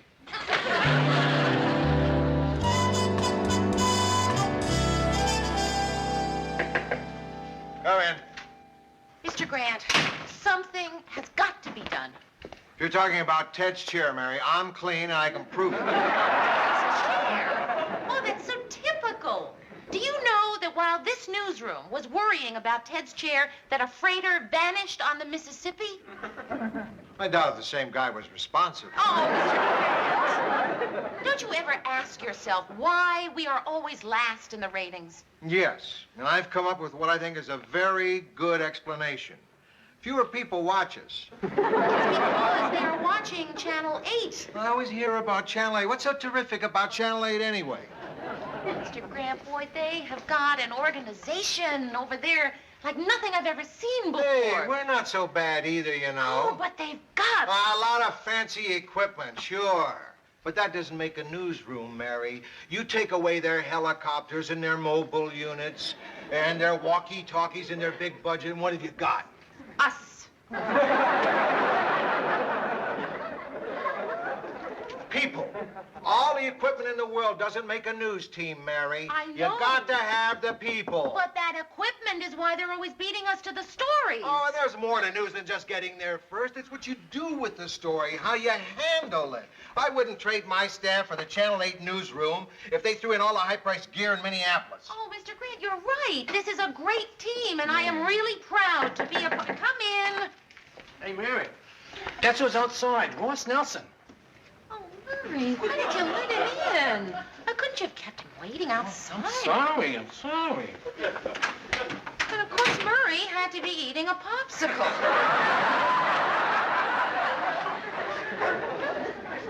You're embarrassed, Mary. You're ashamed of us. Oh, Mr. Grant, you know that I love you. It's Mary, let me tell you a little story. When I was a kid, my dad had a tiny little grocery store. It was a good store, an honest work, but I was ashamed of it. So whenever one of my friends would come to visit me at the store, I would always tell him my dad had 3 more like it. You see what I'm leading up to? that I should stop being childish and go out there with my head held high. Right. When you show them around the newsroom, tell them we have 3 more like it. Ross, how nice of you to drop by. I wanted to apologize for standing you up. Oh, that's all right. Would you like to go to lunch now? I'll go with you. I think I'd rather see your newsroom. Where is it? Oh, have you met Murray Slaughter? Murray is our writer. Yeah. We've met. Mary, I'm going down to the coffee shop. You want a popsicle or something? No, thank you, Murray. No. Well, stay, Ross. Right. Just one writer. No, we don't have just one writer. We have another one. This is our producer, Lou Grant. Ross Nelson. How you doing? Nice little operation you got over there at Channel 8, is it? Right. Thanks, Lou. You too. Oh, thanks. Go on, Mary. Show him the rest of our plant. Oh, no, I don't think Ross... Yes, I do. I do, really. Okay, that's our monitor. And, this is our wastebasket. But, it's the central one that's used, by... And, no, of course, there's a series of clocks up there with, that around the world. And the studio is right in here. Oh, was that Ross Nelson? Yeah. Ted, where are you going? Lou, I don't want to be here when he gets back. I mean, what did I say to him? He's number one. Ted, you're as good as he is. We're as good as they are. Tell me the truth, Lou. This is so important to me. You have no idea how important. Tell me the truth. Are we as good as they are? No. I said the truth, Lou. Please. Yes. Really? Ted? Oh, okay. I'm not worried about it. I suppose underneath that tinsel and glitter, he's probably just an ordinary guy. I know I am. Of course. He'd be glad to meet you. What'll I say to him, Lou? I mean, I'm not good at making conversation. It's hard to me. Oh, sure, with chicks it's easy, but with other guys, I don't know what to say, Lou. All you have to do is just shake his hand and say hello. Then he'll say hello back, and it'll be my turn again. This has happened to me before, Lou. All right, Ted, why don't you just start by saying, how do you do, Nelson? It's always nice to meet a fellow anchorman. Hello, Nelson. How do you do, Nelson? How do you do, Nelson? It's always nice to meet a... Fellow anchorman. Fellow anchorman. I suppose I could say that. Yeah. Then what? Ted, this is Ross Nelson, Ted Baxter. Ted Baxter. Hey, what a pleasure. How do you do, Nelson? It's always nice to meet a fellow anchorman. Same here.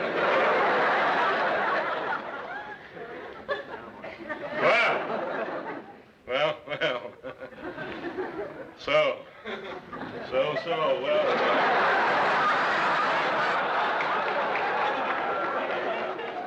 Hey, Lou. Hey, a bridge under construction just collapsed over on... Hold it, Murray. Hold it. I'm afraid you'll have to excuse us, Nelson. Oh, come on, Lou. I hardly think in this day and age Oh, that we have... sorry, but we are competitors after all. Okay, thanks for the tour, Mary. See you for dinner. Right. Okay, where's that bridge? Well, over on Grove Street. Barry, get a unit out there right away and cancel that film on that feature story we're running tonight. Which one? The one about the German Shepherd raising the baby duck as her own puppy. No. This is a bigger exclusive. This is a bigger story. You see, Mary? People. That's what makes a news team. People. Hey, where'd you find out about that bridge anyway? Well, the TV was on in the coffee shop. Channel 8's covering up by a helicopter. I just thought you'd like to know. Mary, put back the baby duck. Right. Okay, now, I tell you why I asked you here. I want us to try to find ways to improve the quality of our news. Now, first off, I talked to the station manager, and he said he certainly understands our problem. Hey, guys. What is it, Ted? Well, I was a little lonely in my dressing room, and I figured if you guys weren't doing anything, that maybe we could... Ted, we are all doing something.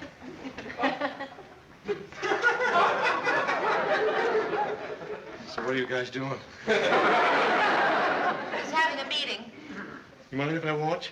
Watch what? Whatever it is you're doing. Please. I don't want to go back to my empty dressing room. There's nobody to talk, nobody to have fun with. Please, Lou, I'll be good. Okay, Ted, you can stay on one condition. You keep your mouth shut, understood? All right, now, where was I? You were talking to the station manager? Right, I was talking to the station manager, and he has approved an increase in our budget of $250 a month. Now, I know that's not a lot, but maybe we can find some good ideas of how to spend it.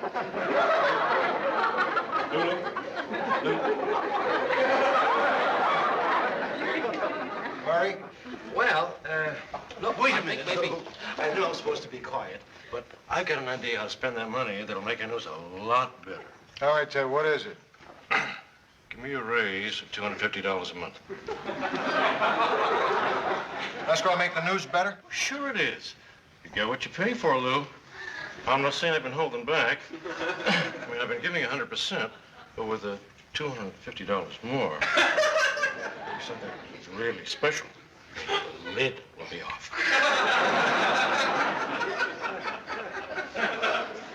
Ted, I know that you're going to find this hard to understand, but I don't want your lid off.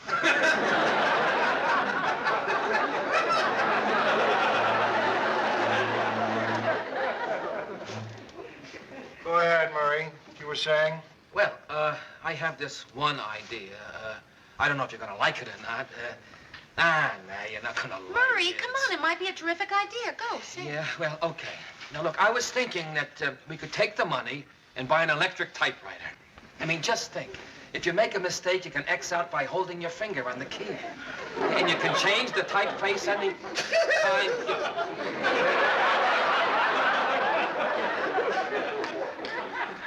Why did you make me tell it, Mary? I didn't want to tell her. You're always pushing me, Mary. I knew it was a lousy idea. I never should have said it. Mr. Grant, I have an idea. It's something that I've been thinking about for a long time, and, well, now with the extra money and all. Why don't we find some students, you know, like college kids who are interested in journalism and take them on as part-time reporters? You mean like stringers? Yeah, right, stringers. I mean, it wouldn't cost us that much money, and they'd be getting great experience. Wait a minute. Let me get this straight. You want to hire a bunch of know-nothing teenage reporters? A bunch of 17, 18-year-old kids to find stories for my show? Can you believe your ears, Lou? Can you? Yes, Ted. And I'm going to do it. Because I was a stringer when I was 15 years old. And I was a pretty good newspaper man, too. Oh, sure. 15 years old, but not 17, 18.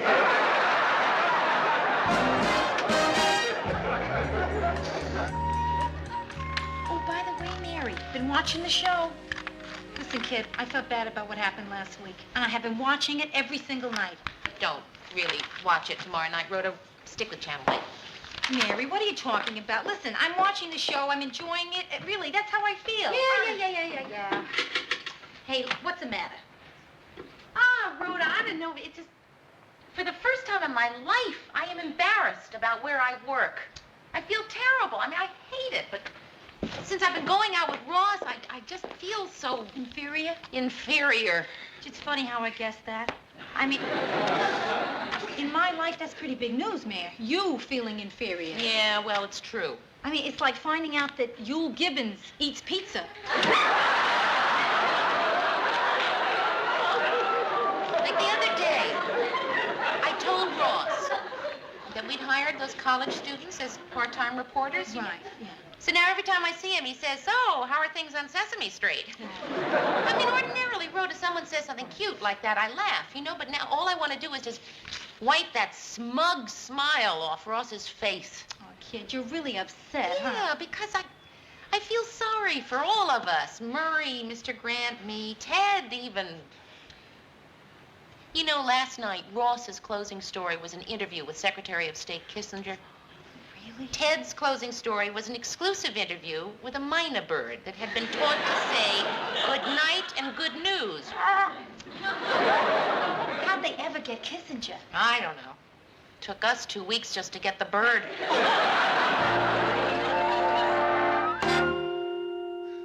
In Phoenix, Arizona yesterday, a savings and loan bank was held up by a 3-foot 2-inch dwarf. Police say that the closed-circuit cameras were unable to get a picture of the holdup man because his head did not reach the counter.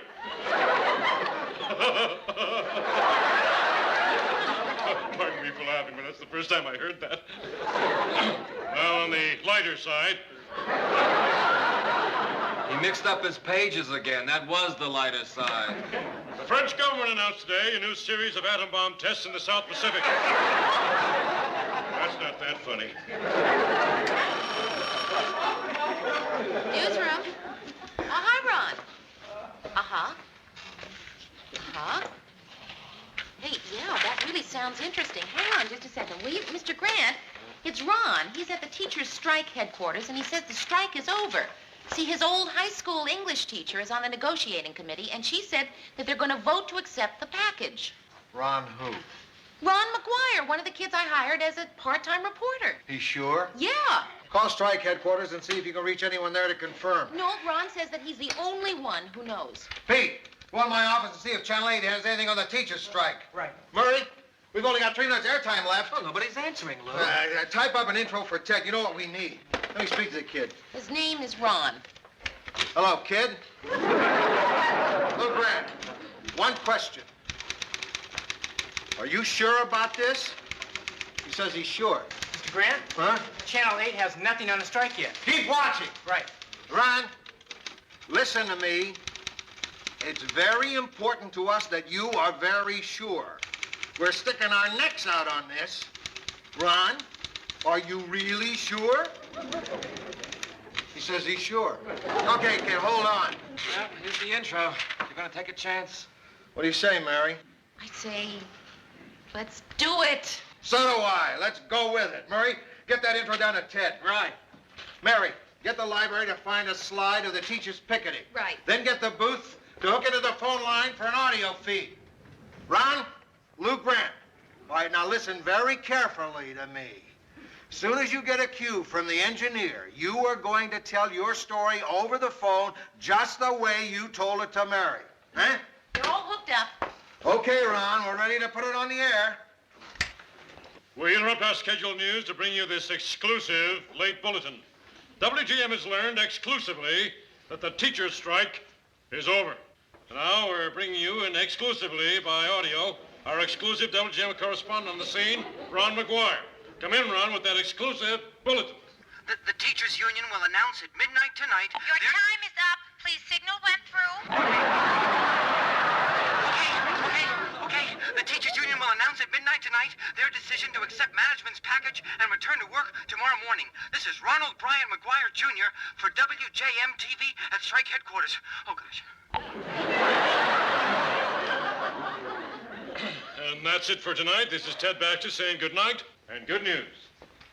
Anything on Channel 8? Well, they said from all reports the strike should continue for at least 2 more weeks. Yeah, and there's nothing on the wires, Lou. Nothing on Channel 8, nothing on the wires. Lou, look, what happens if we're wrong, Lou? We're not wrong. If we're wrong, that's all. Right, so we make a mistake. Big deal. I bet Channel 8 makes Lots of mistakes. Right. I mean, what's the worst thing that can happen? Thousands of kids will show up for school tomorrow, and nobody... Hey, what are we so down about? Right. What are we so down about? Yeah. I remember in the early 40s back there, when I was a kid, working on the city desk in the Detroit Free Press. It was Sunday, 4 o'clock in the morning. Somebody phoned in a story, and I had no way to check it out.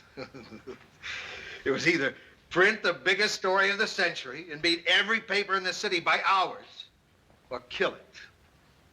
I was a gutsy kid, so I decided to print it. You want to know what that story was? I'll tell you what that story was. The Japanese had just bombed San Diego.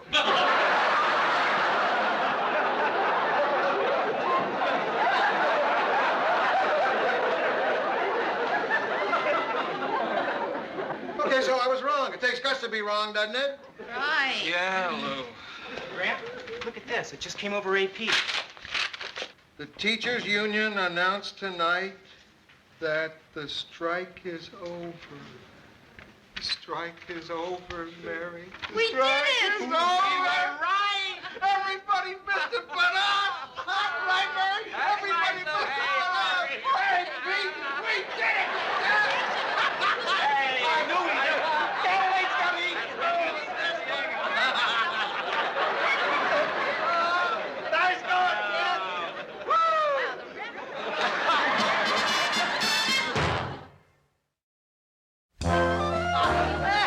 Hey, what are we so happy about? The teachers' strike is over. That's right, Ted. The teachers' strike is over. And we beat everybody to it. We beat everybody. The strike is over.